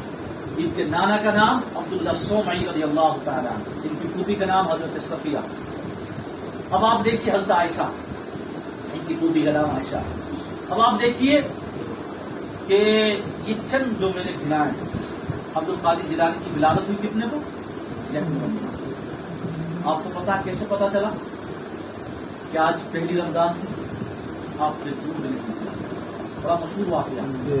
آپ نے روزہ رکھا. آپ خود بتاؤ کیا پیدا ہوتی بچے پہ روزہ فرض ہو جاتا ہے؟ نہیں، مکلف نہیں ہے. پھر کیوں آپ نے دودھ نہیں پیا؟ آپ نے پیدا ہوتے ہی سب سے پہلے دنیا کے اندر یہ پیغام دے دیا کہ ہم انسان ہیں اور اللہ نے انسان کو پیدا ہی اس لیے کیا ہے کہ وہ اللہ کی عبادت میں زندگی گزارے. تو آپ نے سب سے پہلے ہی پیغام یہ دے دیا کہ ہم صرف عبادت کے لیے پیدا ہوئے ہیں اور ہر حال میں ہمیں اللہ کی عبادت بے شک وما خلقت الجن والانس الا لیعبدون پر عمل کرنا. آپ دیکھیے حیرت کیجیے. بیٹھ جائیے بھائی, بیٹھ کر پانی پلا دو, بیٹھ نیچے نیچے. یہ گفتگو بہت اہم چل رہی ہے. آپ کی ڈسٹربینس سے میرا ذہن بھیج جاتا ہے. یہ بھی نفس کا معاملہ, کیونکہ میں اتنا بڑا آدمی نہیں ہوں ابھی کہ میں اپنے نفس پہ جو ہے بالکل کنٹرول کر کے آنکھیں بند کر کے آپ کو سیدھی باتیں بتاؤں. مجھے آپ کی توجہ بھی درکار ہے, ضرورت ہے اس چیز کی, کیونکہ آپ کی محبت ہی ہمیں موٹیویٹ کرتی ہے کہ ہم آپ کو باتیں بتائیں, اچھی اچھی باتیں سکھائیں. ورنہ یقین مانو کہیں اور بھی جا کے پیسہ کمایا جا سکتا ہے, کچھ بھی کیا جا سکتا ہے, لیکن یہ وقت بڑا قیمتی ہے اور اس وقت کو آپ بنائیے. تو بتا میں یہ رہا تھا کہ حضور غوث پاک نے پہلا ہی یہ سبق دیا کہ ہم اللہ کی اطاعت کے لیے پیدا ہیں. آج کتنے لوگ ہم روزہ چکے ہیں, لیکن اس سے پیچھے اور چلے جائیں. حضور غوث پاک رضی اللہ تعالیٰ عنہ کے والد گرامی سیدنا ابو صالح مسدنی دوست رحمۃ اللہ تعالیٰ علیہ کے بارے میں آتا. میں واقعات پورے میں سنا ہوں کہ آپ نے وہ سیب کھایا تھا جو بہتا ہوا آیا تھا, اس کی وجہ سے آپ باغ گئے. باغ میں جانے کے بعد آپ نے لوگوں سے کہا, یا اللہ بھول جاتے ہیں آپ عظیم بھائی شاید کتنی وسیم بھائی کتنی دفعہ منع کیا ہے کہ اگر تقریر فیل کرانی ہے تو چائے پلانا. چلیے درود پاک پڑھ لیجیے آپ لوگ.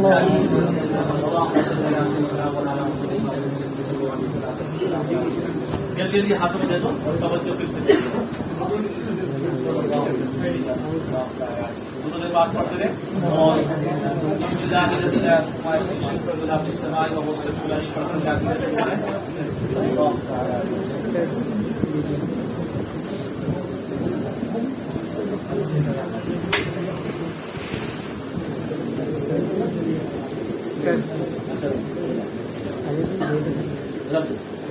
جی باتیں نہیں کریں گے, باتیں نہیں کرنا ورنہ مزہ خراب ہو جائے گا. یاد رکھو اس کی جو حقیقت ہے, اس ذکر کی جو لذت ہے, اس ذکر کی جو حلاوت ہے تبھی محفوظ کر سکتے ہیں جہاں پہ جتنی دیر بیٹھے رہے کوئی بھی دنیا کی بات نہیں کرے.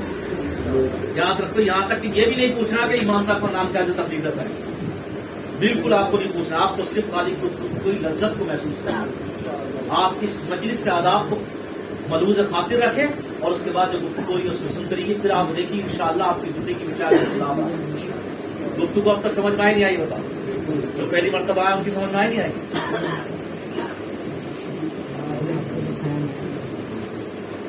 کوشش یہی رہتی ہے میری کہ سمجھایا جائے, اس لیے اتنا وستار سے بات ہو جاتی ہے وہ سب کے ساتھ, ورنہ ہم تو شارٹ کٹ مار کے بھی نہیں کر سکتے تھے.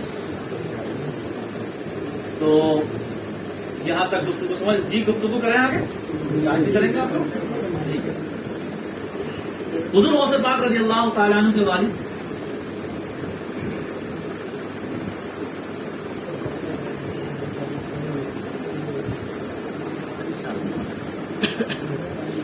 منی پور میں کون سی بھاشا بولی جاتی ہے؟ منی پور میں لینگویج ریجن لینگویج منی پوری بولتے ہیں.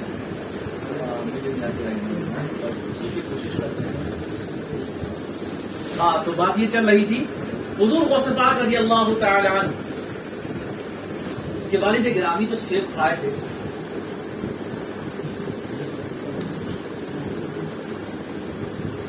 وہ باغ میں پہنچے. واقعہ کیا ہے؟ عبداللہ سومری سے ملاقات ہوئی اور وہاں یہ نوجوان رزق حلال کے خاطر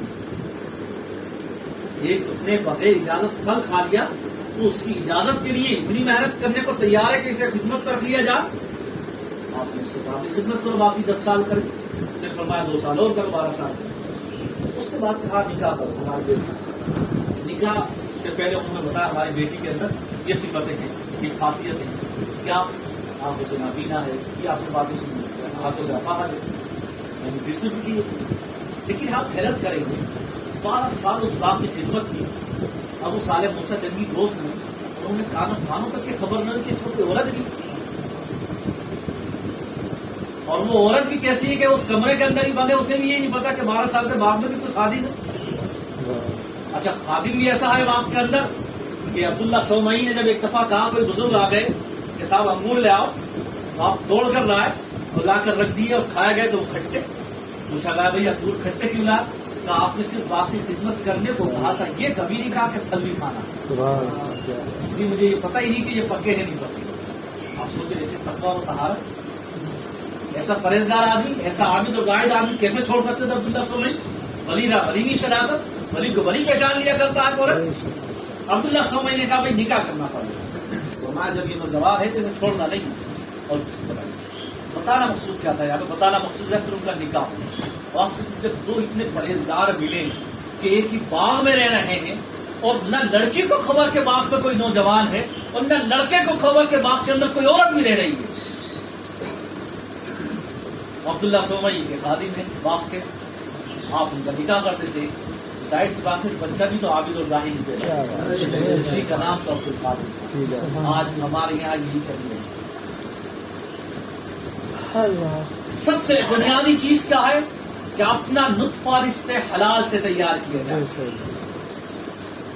اس واقعے سے یہ درس ملتا ہے. دوسرا درس اس واقعے سے یہ ملتا ہے ہمیشہ زندگی باغیرت بن کر گزاری جائے, بے غیرت بن کر نہ گزاری جائے. یہ بڑا اہم ٹرن پوائنٹ ہے میری اس گفتگو کا کہ باغیرت بن کر زندگی گزاری جائے, بے غیرت بن کر نہیں. کیوں؟ کیونکہ اس واقعے کے اندر جتنی چیزیں ہیں وہ یہ بتاتی کہ عبداللہ سومئی کی باغیرت آدمی بے غیرت نہیں تھی. آپ خود سوچو باغ کے مالک آج ہمارا اگر نابود ہم سے بچے کو گھمانے لے جاتے ہیں, ہمیں کوئی فکر نہیں, ہمیں کوئی پرابلم نہیں ہے کہ نوکر کام کر رہے ہیں, ہم اپنے بچے کو گھماتے ہیں. عبداللہ سومئی کتنے باغیرت تھے اس پر ایک واقعہ پہلے سنیں کہ ایک شخص کا عرب میں اپنی خاتون سے جھگڑا ہو گیا. وہ جھگڑا ہونے کے بعد اس بات پہ جھگڑا ہوا کہ مہر میرا اتنا تھا, بیوی نے کہا, شوہر نے کہا اتنا تھا. دونوں کا جھگڑا ہوا. توجہ ہے, یہ جملہ سن لیجیے, جن کی شادیاں ہو چکی ہیں وہ بھی سن لیں, جن کی نہیں ہوئی وہ بھی سن لیں. زندگی ایسے گزاری جاتی ہے. جھگڑا ہو گیا اس بات پہ کہ مہر کتنا. بیوی نے کہا اتنا, شوہر نے کہا اتنا. کہا ٹھیک ہے قاضی کے پاس چلتے. قاضی کے پاس مجھے اپنا مدعا رکھا, کہا میں بتا رہا ہوں اتنا, یہ بتا رہی ہیں اتنا مہر تھا. تو قاضی نے کہا آپ کے نکاح میں گواہ بھی ہوں گے. کہا دو گواہ تھے, کہا بلایا جائے. گواہوں کو بلایا گیا. بلانے کے بعد قاضی نے کہا ان کا نکاح آپ کے سامنے. وہ کہا ہاں مرد کو آپ نے پہچان لیا. کہا عورت کو پہچان نہیں پا رہا ہے کیونکہ وہ پردے نہیں, لہٰذا اس کا نقاب ہٹایا جائے, ہم اس کے بعد اٹھائیں. اس شخص نے جانتے ہو کیا جواب دیا تھا قاضی کے سامنے؟ کہا یہ گوارا نہیں, اب مہر اتنا ہی دوں گا جتنا بیوی کہہ رہی ہے.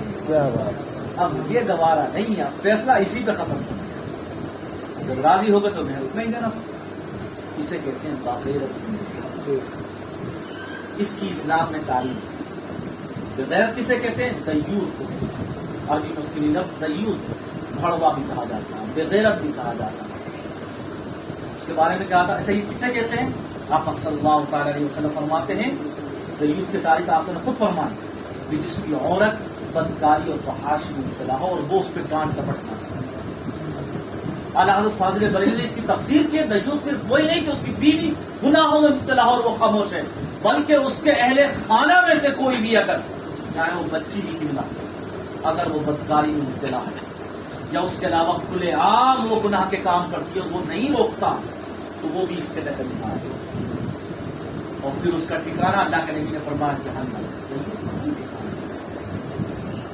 اسے گھسیٹ کر جہنم ڈال.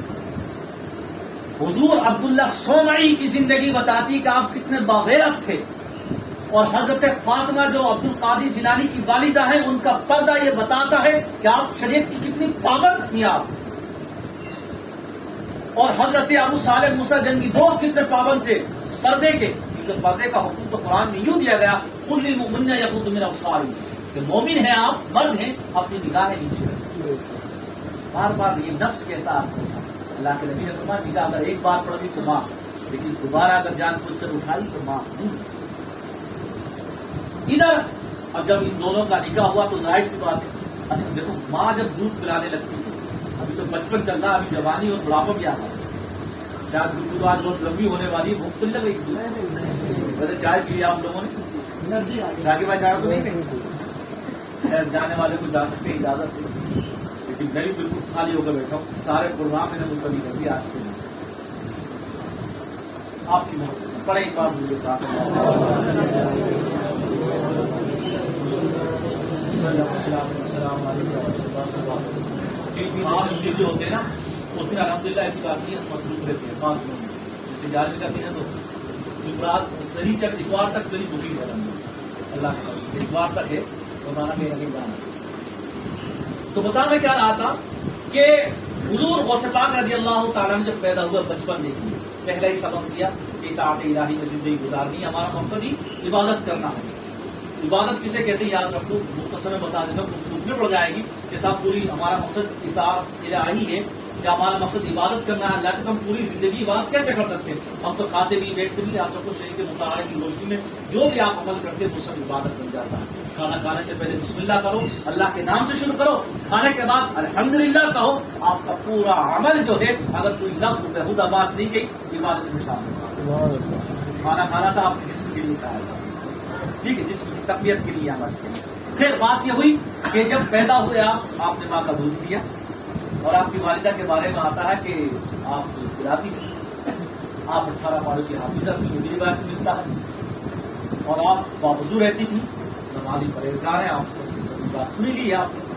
لیکن جب آپ بڑے ہوئے تھوڑے سے مکتب میں پہنچے تو کیا ہوتا ہے کہ آپ سے جب پڑھانے والے نے کہا امام صاحب نے مدری صاحب نے کہ پڑھیے، تو آپ نے پورے 18 پار پڑھے. کچھ ادایا کہاں سیکھے؟ کہا ماں سے سیکھے، ماں کے پیٹ میں سیکھے. اس سے کیا معلوم ہوا؟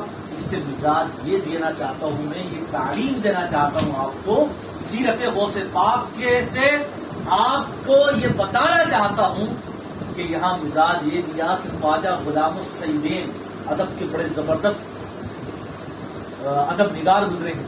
آپ فرماتے ہیں کہ جب بچہ دودھ پیتا ہے نا ماں کا، تو ساتھ میں وہ ماں کی تعلیم، ماں کی تہذیب، ماں کا کلچر، ماں کا تمدن، ماں کی ثقافت اور ماں کی جو لینگویج ہے وہ سب سیکھ رہا ہوتا.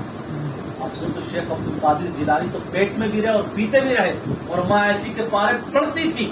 اگر تم اپنے بچے کی اس طرح کفالت کرو گے، اپنا نطفہ حلال رکھو گے، خود پرہیزگار رہو گے، پرہیزگار خاتون سے نکاح کرو گے، اور پھر اپنے بچے کو کسی انداز میں پرورش کرو گے، تو قسم خدا تمہارے گھر میں عبد القادر دوسرا نہیں ہو سکتا مگر خواجہ عبد القادر جیلانی کا غلام ضرور بن سکتا. کنفرم بات، بچہ غلام عبد القادر ضرور بن سکتا. یہ عمل کرنا شروع کرتے. اچھا، اس کے بعد جب آپ بڑے ہوئے میں زندگی اور آگے بڑھاتا ہوں، آپ سے جب کسی نے پوچھا کہ آپ کو کب علم ہوا کہ آپ اللہ کے ولی ہیں، آپ کو فرماتے جب میں جاتا تھا بچپن میں تو آوازیں آتی تھی کہ ہٹ جاؤ، راستہ دے دو، اللہ کا ولی آ رہا ہے. بولے میرے ساتھ فرشتے چلتے تھے، وہ دیکھا کرتا تھا. فرماتے میں کبھی کھیلتا نہیں تھا بچپن کے اندر، کیونکہ جب میری کھیلنے کی خواہش ہوتی نفس، یہ بات یاد رکھی، نفس گردن میں اگر پٹا پڑا ہو کسی شیخ کا، یا گردن میں پٹا پڑا ہو شریعت مطہرہ کا، اور فرماتے ہیں کہ اب والدہ ایسی ہیں گردن میں پٹا والد گرامی اور والدہ کا پڑا، یاد رکھو اس سے بڑا پیر کون ہو سکتا ہے؟ اگر انسان کے والد نیک ہو تو انسان کی والدہ نیک ہو تو اس سے بڑا کوئی پیر نہیں. اسے کسی کا کیا بیعت کرنے کی بھی ضرورت نہیں جو آج کل کی بیعت چل رہی ہے اس کے مقابلے میں، وہ کہتے تبلیغ. اب اس کے بعد ہوتا کیا ہے؟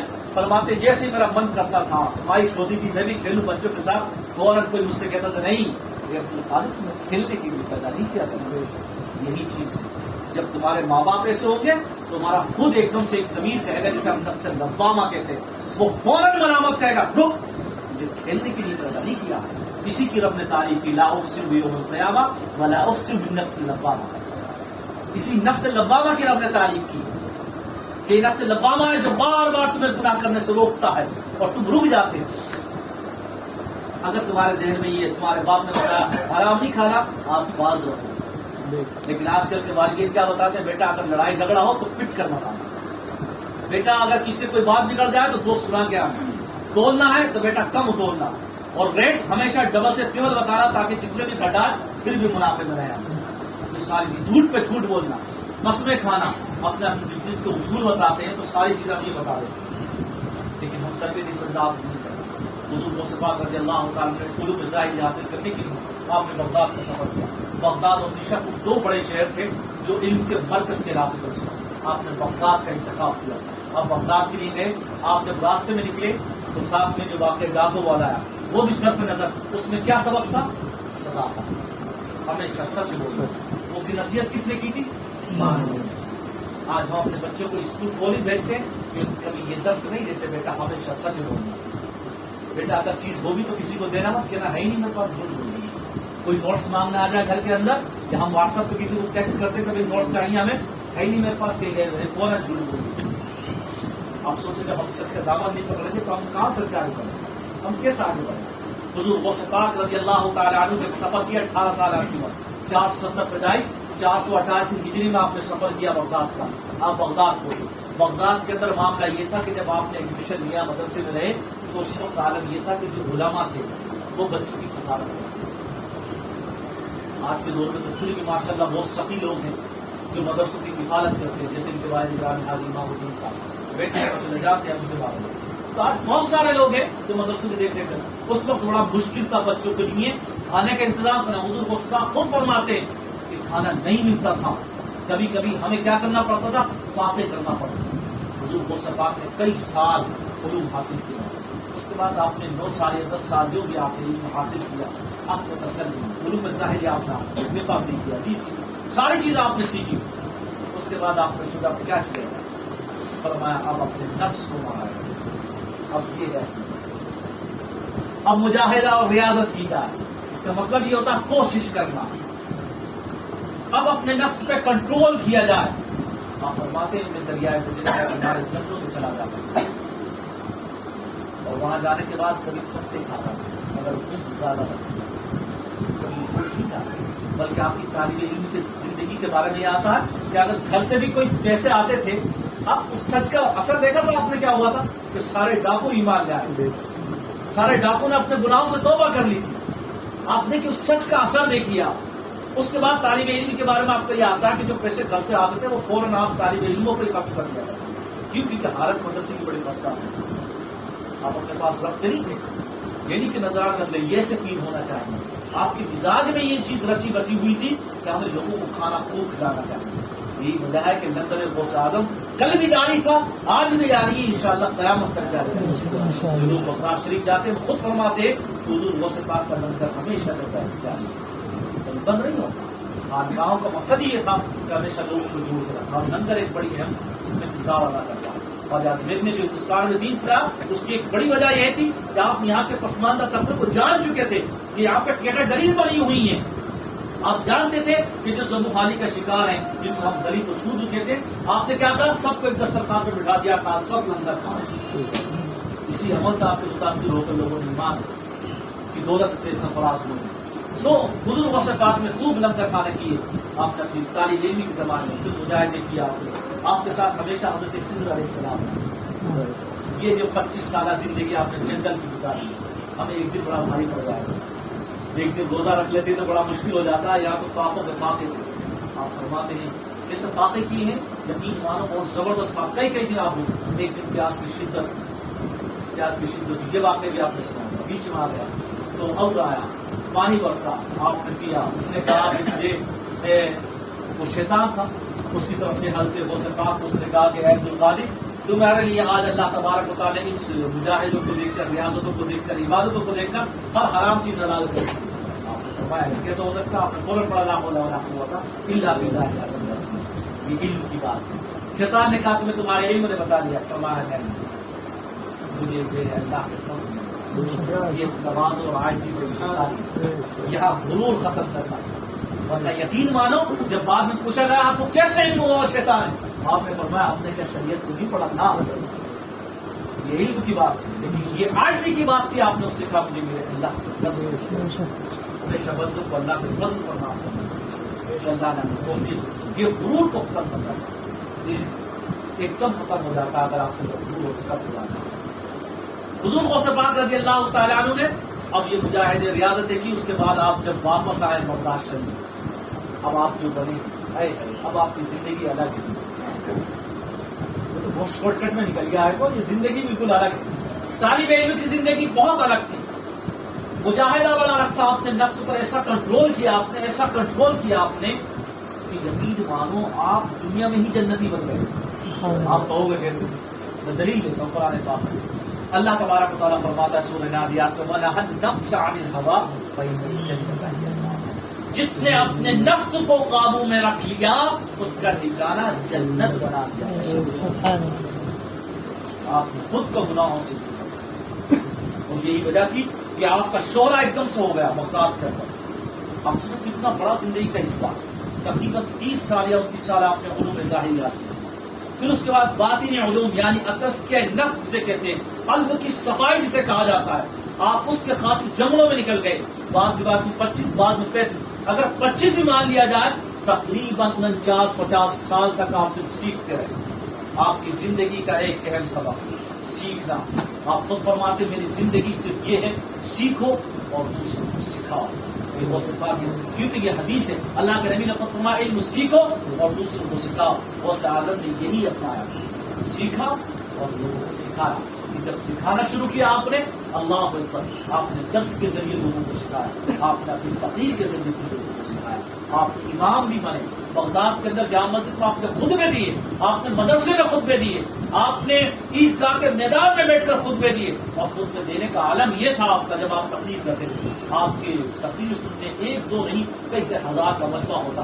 لیکن اللہ نے آپ کو بلندی اور وہ شان عطا فرمائی تھی کہ جب آپ بولتے تھے اس وقت مائک بھی تھا, تو جو پہلا بندہ بیٹھا تھا وہ بھی وہی سمجھ رہا ہے جو آپ بول رہے ہیں, جو آخری بندہ ہوتا وہ بھی وہی سمجھ رہا ہوتا جو آپ بول رہے ہیں. آواز میں کوئی فرق نہیں آتا.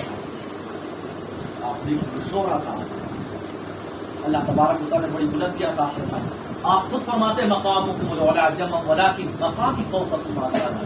میرے مقابلے کا کسی کو مقام نہیں ملا. انا الباسی واشرف کل شیخ ومن ذا فی الرجال والنساء.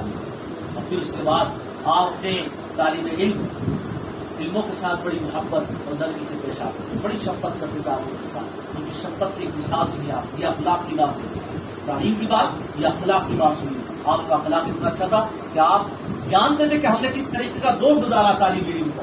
تو آپ پتا کیا کرتے تھے, لنگر آپ نے شروع کیا. جیسے آپ نے 11ویں کا لنگر ہی تو شروع کیا تھا. وہ لنگر ایسا تھا روایت میں آتا ہے کہ جب آپ دسترخوان لگاتے تھے لوگ اس پر بیٹھتے تھے کھاتے تھے, لیکن جس دسترخوان پر طالب علم ہوتے تھے آپ ان کے ساتھ بیٹھ کر کھانا کھاتے تھے. سبحان اللہ, سبحان اللہ. آپ اس کو کھلایا کرتے تھے. آپ سوچیے کیا شان کیا. ہماری کتنی کراہت کرتے طالب علموں کی زندگی کو دیکھ کر کہ پھٹے پرانے وہ کپڑے پہنے ہیں, پھٹی پڑائی ٹاٹ پر بیٹھ کر وہ علم حاصل کر رہے ہیں. لیکن شیخ عبد القادر جیلانی جانتے تھے کہ ان کی اہمیت کیا ہے, ان کی قدر کیا ہے. آپ ان کے ساتھ بیٹھ کر آپ ان کو سکھاتے تھے اور آپ کتنا لگاؤ رکھتے تھے سکھانے سے. یعنی لرننگ اینڈ ٹیچنگ آپ کی زندگی کا مقصد تھا. آپ کو ٹیچنگ سے کتنا پیار تھا. روایت میں آتا آپ پڑھاتے ہوتے تھے. کوئی شخص آ کر کہا آپ کے فلاں بیٹے کا انتقال ہو گیا, فرمایا ٹھیک ہے جنازہ لایا جائے. لوگ تجہیز و تکفین کا سارا کام کرتے. جب جنازہ تیار ہو جاتا تب آپ اپنی مسرت سے اٹھتے تھے, نماز جنازہ پڑھاتے تھے اور تدفین کرنے کے بعد پھر واپس مسرت پہ آتے تھے, پھر سے درس. آپ کو اتنا شفق, اتنی محبت کی درس. اور آج ہمارا عالم کیا یہ ہے. آپ کے بارے میں آتا آپ کا اخلاق اتنا بلند تھا کہ اور پیروں کے معاملے یہ ہے کہ لا جاؤ دیے جاؤ. ان کی عمارتیں بن گئی, ان کے بچے جو ہے لندن پہنچ گئے, امریکہ پہنچ گئے.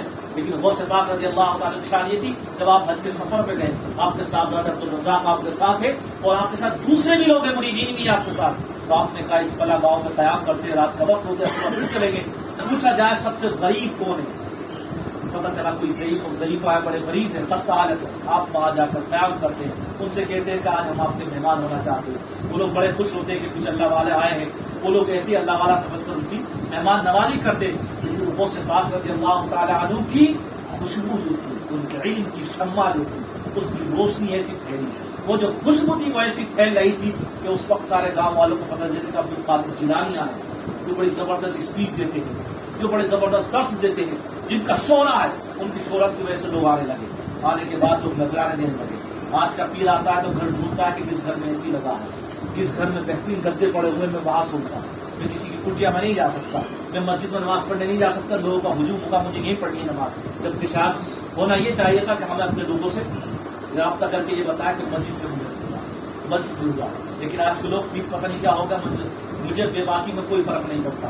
یاد رکھو ابھی کچھ دنوں پہلے سفانوں گیا تھا تقریر کرنے, تو وہاں پہ کسی نے مجھ سے کہہ دیا کہ آپ بڑے لیڈر اور بے باک ہیں, آپ ایسی بول دیتے ہیں. میں نے ایک لفظ بول دیا تھا کہ شخصیت پرستی سے ہمارے مسلمانوں کو بڑا نقصان ہوتا ہے. شخصیت پرستی سمجھ رہے ہیں آپ, اتنا لفظ بول دیا, بڑا برا لگا ان کو. تو میں نے کہا کوئی بات نہیں جناب والا, آپ اپنے ساتھ بلائیں گے تو نہیں, لیکن میرا جو پیغام تھا وہ میں نے پہنچا دیا. تو بس یہی مقصد تھا. یاد رکھو زندگی میں ہمارا مقصد یہ ہونا چاہیے. حضور غوث پاک وہاں بیٹھ گئے, اب بیٹھنے کے بعد لوگ نذرانے لانے لگے. آپ کیا کرتے, ان نذرانوں کو مسلے کے نیچے رکھتے گئے. آپ کا کام تھا, آپ رات بھر جاگتے تھے. یاد آپ دوسروں کی وجہ سے مانگتے تھے. آپ کا معمول یہ تھا کہ آپ رات بھر تلاوت کرتے تھے, ہفتے ایک بارہ نہیں پڑھتے تھے. پورا رمضان قریب آنے والا, رمضان کے علاوہ ہم پڑھنا نہیں چاہتے. ہم آپ پوری رات میں کلام پاک کئی پڑھ لیا کرتے تھے. آپ خدا کی ماں کا کئی سال آپ نے عشاء کے وضو سے فجر کی نماز ادا کیا. آپ سوچو وہ بندہ کیا مرتبہ ہوگا اس کا, کہ اس کو نیند بھی نہیں آ رہی. بلکہ کھلانے کا معاملہ تو یہاں تک آتا کہ جب آپ ریاضت اور مجاہدہ کر رہے تھے, اعلیٰ حضرت اس کو بھی کوٹ کیا ہے کہ آپ کھاتے نہیں تھے. کب کھاتے تھے آپ پتوں کو بھی, کب کھاتے تھے آپ برگ و کمر کو, فرمایا تب کھاتے تھے. بس میں دے دے کے کھلاتا ہے تجھے پیارا اللہ تیرا چاہنے والا. جب اللہ کی طرف سے حکم ہوتا تب آپ کھاتے تھے. آپ سوچیے کیا مرتبہ ہے آپ کا. آپ وہاں ٹھہر گئے اور جتنے بھی نظرانے آنے لگے, تحفے آنے لگے, لوگ لانے لگے, آپ کرتے گئے. صبح نمودار ہوئی, جب آپ نکلے آپ نے فرمایا سارا کا سارا اس ضعیف اور ضعیف کا آپ کے بارے میں آتا ہے ایک شخص توڑتا ہوا آیا کہ دریائے دجلہ پار نہیں کر پایا, کہا رقم نہیں تھی. اللہ نے کہا پیسے چاہیے. آپ کے گھر سے جو رقم آئی ہوئی تھی, آپ نے کہا وہ تمام رقم آپ نے اس کو دے دی اور کہا جاؤ ملا کو دے دینا, وہ تمہیں کشتی پار کرا دے گا. اور اس سے نصیحت کرنا کہ یہ جو زائد رقم ہے, اگر کسی کے پاس رقم نہ ہو اور وہ پار کرنا چاہے تو اسے فری میں مفت میں پار کرنا. مزاج تھا. اگر کوئی بھیک مانگنا آ جاتا, کوئی پریشان ہوتا, تو آپ اپنا جبہ تک اسے دے دیا کرتے تھے, اس مارکیٹ کو فروخت کر دینا اور جو ملے اس سے اپنی گزر بسر کرنا. آپ کا دلیل آپ نان بھائی کے بارے میں آتا ہے کہ آپ اس کے بارے میں کہ آپ روٹی لے لیا کرتے تھے, وہ نان بھائی محبت میں دے دیا کرتا, پیسے نہیں مانگتا تھا. لیکن آپ شرمندگی کے باعث جاتے بہت کم تھے. ایک دن آپ نے سوچا یا اللہ میں بار بار جاتا ہوں, شرمندگی ہوتی ہے, اللہ تبارک و تعالیٰ کی طرف سے دیر سے آواز آتی ہے کہ عبد القادر پریشان بھی ہوتا, فلاں جگہ جا.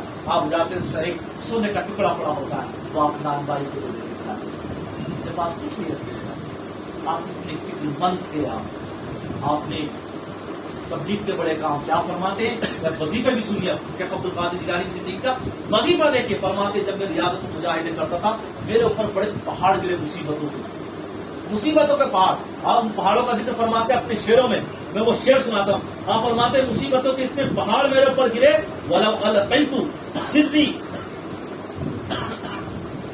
فَلَوْ أَلْقَيْتُ السِّرِّ فِي بِحَارٍ لَصَارَ كُلُّ غَوْرٍ فِي الزَّوَارِ وَلَوْ أَلْقَيْتُ السِّرِّ فِي جِبَالٍ لَدُكَّتْ وَاخْتَفَتْ بَيْنَ الرِّمَالِ وَلَوْ أَلْقَيْتُ السِّرِّ فَوْقَ نَارٍ لَخَمِدَتْ وَانْتَفَتْ فِي سِرِّ حَالِ. یا فرماتے میرے اوپر ایسے پہاڑ گزرے ہیں مصیبتوں کے کہ اگر وہ مصیبتیں, وہ پریشانیاں اگر کسی پہاڑ پر بھی ڈال دی جائے تو پہاڑ اس کی وجہ سے ریزہ ریزہ ہو جائے. فرماتے آگ پر ڈال دی جائے تو آگ ختم ہو جائے. فرماتے اگر مردے پر میرے راز ڈال دیے جائے تو وہ مردہ اٹھ کر کھڑا ہو. سوچیے کیا شان کیا آپ نے, کیسے کیسے راز رہے ہیں آپ کی زندگی کے. آپ اس وقت فرماتے ہیں کہ میں کرتا کیا تھا اس پریشانی میں, مصیبت میں سے مجھے نجات ملی. فرمایا میں یہ عمل کرتا تھا, ہر مشکل کے ساتھ آسانی ہے, ہر مشکل کے ساتھ آسانی ہے. آپ کو جب بھی پریشانی لاحق ہو, مصیبت ہو, آپ اس پر عمل کریں. آپ سوچیے اسی طریقے سے ایک آپ کا بڑا بہترین وظیفہ ہے, وہ یہ ہے کہ آپ کے بارے میں علماء فرماتے ہیں کہ اگر کبھی گھر میں کوئی آسے ہو, کوئی پریشانی ہو, جمعے کے دن بھی یہ بات بتائے گی, تو آپ گھر کے کونوں میں کہیں کہ ہم شیخ عبد القادر جیلانی جو بغداد والے ہیں ان کے غلام ہیں. آپ چلے جائیں گے جنات یہاں سے, اور اگر نہیں گئے پریشان کیا تو پھر ہم درخواست لگا دیں گے آپ کی جناتوں پر نہیں. ایسے بہت سارے واقعات آپ کے لیے, اس طرف ہم نہیں جائیں گے. ہم نے آپ سے کہا تھا ہم کرامت ذکر زیادہ نہیں کریں گے. اب تک جتنی باتیں میں نے بتایا وہ سب کے سب تعلیم سے, سب کے سب علم سے. ایک آخری بات, اس کے بعد اگر آپ اجازت دیں گے تو آخری بات بڑی اہم, وہ کیا ہے, وہ یہ ہے کہ یاد رکھو آج کل پیر جو بن رہے ہیں وہ ایسے بن رہے ہیں, پیدا ہونے کے بعد پیر گھرانے میں 2-4 لوگوں سے بیعت ہونے کے بعد, خلافت دینے کے بعد پیرا پوری شروع کر دیتے ہیں, اور اس کے بعد سوچتے ہیں چلے لگا لیتے ہیں, جن کے بارے میں پتہ نہیں ہوتا کہ صاحب فلاں صاحب 1-2 مہینہ چلے میں بیٹھے اس لیے وہ صاحب پیر بن گئے. آپ فرماتے ہیں آپ کی نصیحت سنو, غوث اعظم کی یہ تبھی تو میں نے کہا کہ اگر یہ پیران یہ جتنے بھی پیر گھوم رہے ہیں اگر یہ شیخ عبد القادر جیلانی کی تعلیمات کام کر دے تو یا تو یہ ختم ہو جائیں گے یا پھر یہ پورا کا پورا معاشرے میں انقلاب پیدا ہو جائے گا. سب تعلیم یافتہ ہو جائیں گے, سب کے یہاں سے تعلیم کی ختم ہو جائے گی, سب کی زبان. آپ خود سوچیے جو پیر اپنے خود جیبیں بھر رہا ہو وہ کیا تمہاری غربت سے مٹائے گا. شیخ عبد القادر جیلانی تھے کہ طالب علموں کی خود کفالت فرما رہے ہیں. شیخ عبد القادر جیلانی تھے غریبوں کے ساتھ کتنی ہمدردی کر رہے ہیں. آپ نے کبھی اپنے ساتھ زندگی میں کبھی پیسہ نہیں رکھا, آپ نہیں رکھتے تھے. آپ کی شاہانہ زندگی تو وہ تو بعد کی زندگی ہے جب آپ نے شادی کی ہے, جب اللہ تبارک و تعالی نے نوازشیں کی اور اللہ تبارک و تعالی نے رحمتوں کا نزول فرمایا, پھر آپ دیکھیے آپ کی زندگی کیا وہ ایک بعد کی زندگی, اس میں بھی ایک راز ہے, اس میں بھی حکمتیں ہیں. آپ کی آخری بات آپ فرماتے ہیں کہ دیکھو اگر تم چاہتے ہو کہ تمہیں اللہ تبارک و تعالیٰ کے یہاں کوئی بلند بالا مقام ملے تو تمہیں چاہیے کہ تم جو ہے فقہ سیکھو. کیا کرو؟ فقہ سیکھو. اور فرماتے اس کے بعد جو ہے مجاہدے اور ریاضت. آپ کی زندگی میں بھی یہ ملتا ہے کہ آپ نے پہلے علم سیکھا, اس کے بعد فرماتے اس لیے کہ علوم ظاہری یعنی شریعت مطہرہ ہی تمہیں بتائے گی کہ نماز کیسے پڑھنی ہے, روزہ کیسے رکھنا ہے. ورنہ ہوگا کیا کہ اگر علم سیکھے بغیر میدان میں کود گئے تو دوسروں کو بھی گمراہ کر دو گے. جب نماز خود نہیں پڑھنا آتی تو دوسرا جب اقتدا کرے گا تو اس کی بھی تو نہیں ہوگی نا. مطلب یہ مثال آپ نے دی ہے. علم سیکھو, اس کے بعد ہی ریاضت و مجاہدے کرو. ہوتا کہ آپ پیر بن کر بیٹھ کے آپ کوئی کہ نماز پڑھا دو تو نہیں پڑھاتے, قدم مارا. کیوں؟ طریقہ ہی نہیں پتا. اگر 5ویں پڑھا دی تو کیا کرنا ہے, اور 3 پڑھا دی تو کیا کرنا ہے, رات میں غلطی ہو گئی تو کیا کرنا ہے. یاد رکھو علم کی اپنی علم وہ شمع ہے جس کی تعریف آقا دو جہاں نے یوں فرمایا. ہر چیز کی ایک ڈیفینیشن ہوتی ہے.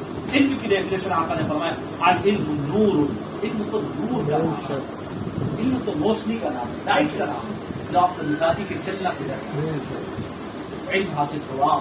حضور وسطیٰ کی زندگی سے یہ چند باتیں ہم نے آپ کو جو بتائیں, ورنہ باتیں تو بہت ہوئی آپ کا اخلاق سے متعلق, آپ کی تعلیمات بہت ہیں ماشاء اللہ. لیکن چونکہ بہت گفتگو ہو گئی اور میں بیٹھے بیٹھے تھک گیا تو پانی میں بنانے سے چشم فائدہ کیا, جو اشک بہت ہے اپنی زندگی میں سے گانٹ بات لیجیے کہ ہمیں شیخ عبد القادر جیلانی کو اپنا پیر سمجھنا. آپ تو فرماتے ہیں مریدی لا تخف اللہ ربی اتانی رفعت المناری, میرے مرید مت ڈر, اللہ میرا رب ہے, اس نے مجھے بلندی عطا فرمائی ہے اور منزل مقصود تک پہنچا دیا. کس بات سے ڈرتا ہے؟ تو کامل نہیں ہے نا, تو اکمل نہیں ہے نا, لیکن تیرا شیخ جو ہے, تیرا پیر جو ہے وہ تو اکمل اور کامل ہے نا, وہ تو اکمل اور کامل ہے. بس اس کی زندگی اپنی زندگی کا نمونہ بنا, تبھی آپ کو ہمارے لیے کامیاب ہے.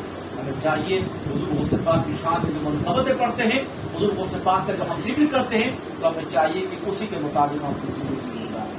حضور غوث پاک کے نام کی برکتیں الگ ہیں, حضور غوث پاک رضی اللہ تعالیٰ عنہ کی تعلیمات کی برکتیں الگ ہیں. آپ انشاءاللہ اس پر عمل کیجیے اور اس کو عام کیجیے. اس کو عام کیجیے. اس کے حلال ہے, صدق مقال ہے, ہمیشہ سچ بولنا.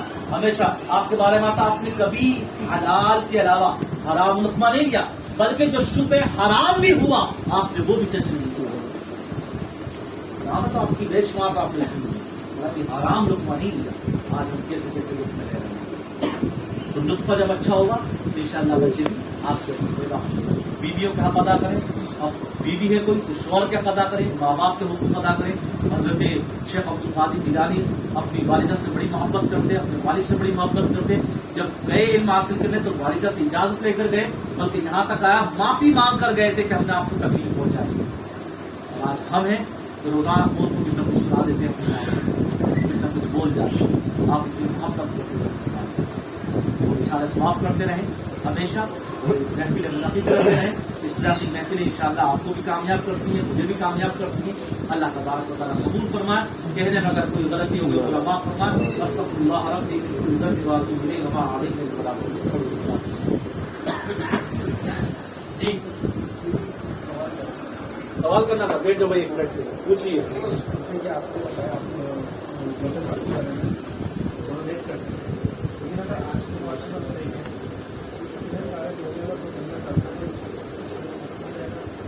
کرتے ہیں تو لینے والا مطلب صحیح ہوتا ہے, وہ سامنے والا پوچھتا ہے. کیا کہنا چاہ رہا ہوں, آواز صاف دے. آگے ارے میری ایسی کوئی بات تھی نہیں کہ اس میں سوال کرنا پڑا، میں نے ساری چیزیں سمجھا دی. وہ الگ بات ہے. اچھا الگ سے سوال کر رہے ہیں. تو یہ تو اجازت بھی نہیں ہونا چاہیے. میری اسپیچ پہ اگر کوئی سوال ہو تو اجازت ہونا چاہیے. الگ سے سوال تو مسجد آؤ. ہاں چلو پوچھا. ہاں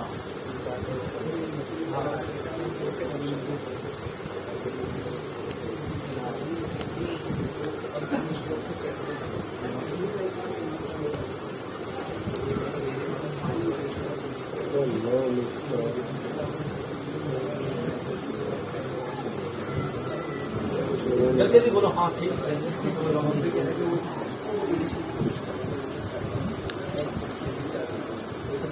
اچھا مطلب وہ جو غریب طبقہ ہے وہ آدھی بن چکا ہے مانگنے کا. دیکھنا چاہ رہا ہوں. دوسرے یہ کہ اچھا ہے ان کے حالات لیکن وہ پھر بھی مانگ رہے ہیں ایسے.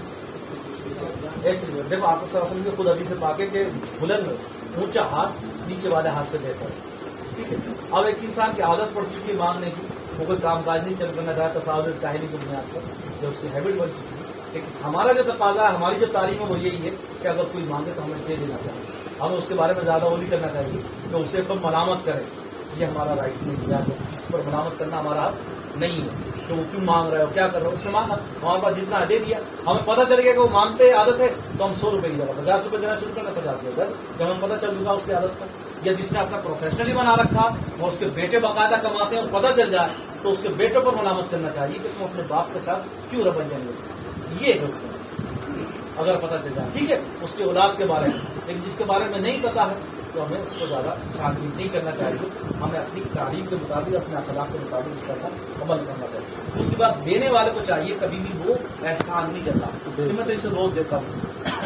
ایک بات یہ بھی وہ یہی سمجھتے تھے شاید یہ سوال کرتا اس کا تو حکم بڑا سخت ہے. آپ کو قرآن پاک کی آیت موجود ہے اس پر الذین ينفقون اموالهم فی سبیل اللہ ثم لا یتبعون ما انفقوا منا ولا ذلة عند ربهم ولا خوف عليهم. فرمایا اگر کسی نے ذرہ برابر یہ احسان جتایا دینے کے بعد، یعنی تکلیف پہنچائے کہ میں تجھے دیتا تھا، میں تجھے فلاں جگہ مدد کی تھی، فرمایا سارے اعمال کا رد ہو جائیں گے. تو انفاق فی سبیل اللہ میں اس چیز کا خیال رکھا جائے. چلیے سلام کر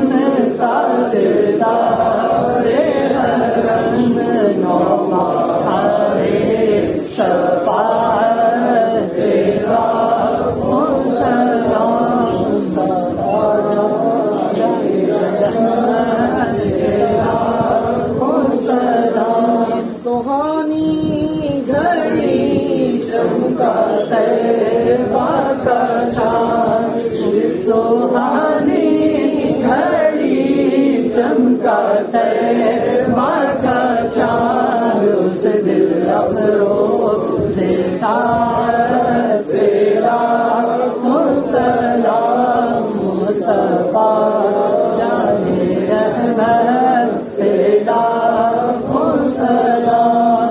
پتلی پتلی گوئے قدس کی پتیاں، پتلی پتلی گولے قدس کی پتیاں، ان لبوں کی نزاکت پہ لاکھوں سلام مصطفیٰ جان رحمت پہ لاکھوں سلام. سے اعظم امام متقی والنقی، غوث اعظم امام متقی والنقی، جلوہ شان قدرت پہ لاکھوں سلام مصطفیٰ جان رحمت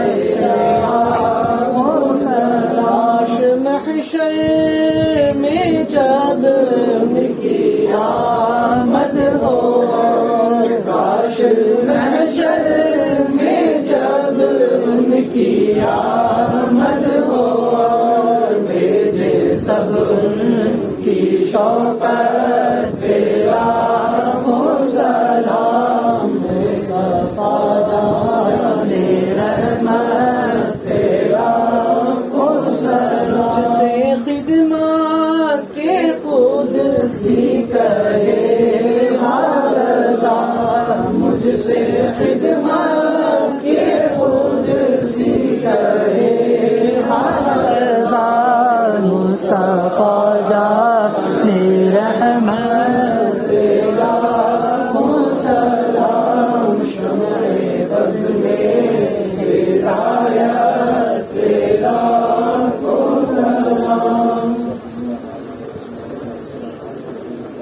والصلاة والسلام على محمد وعلى آله وصحبه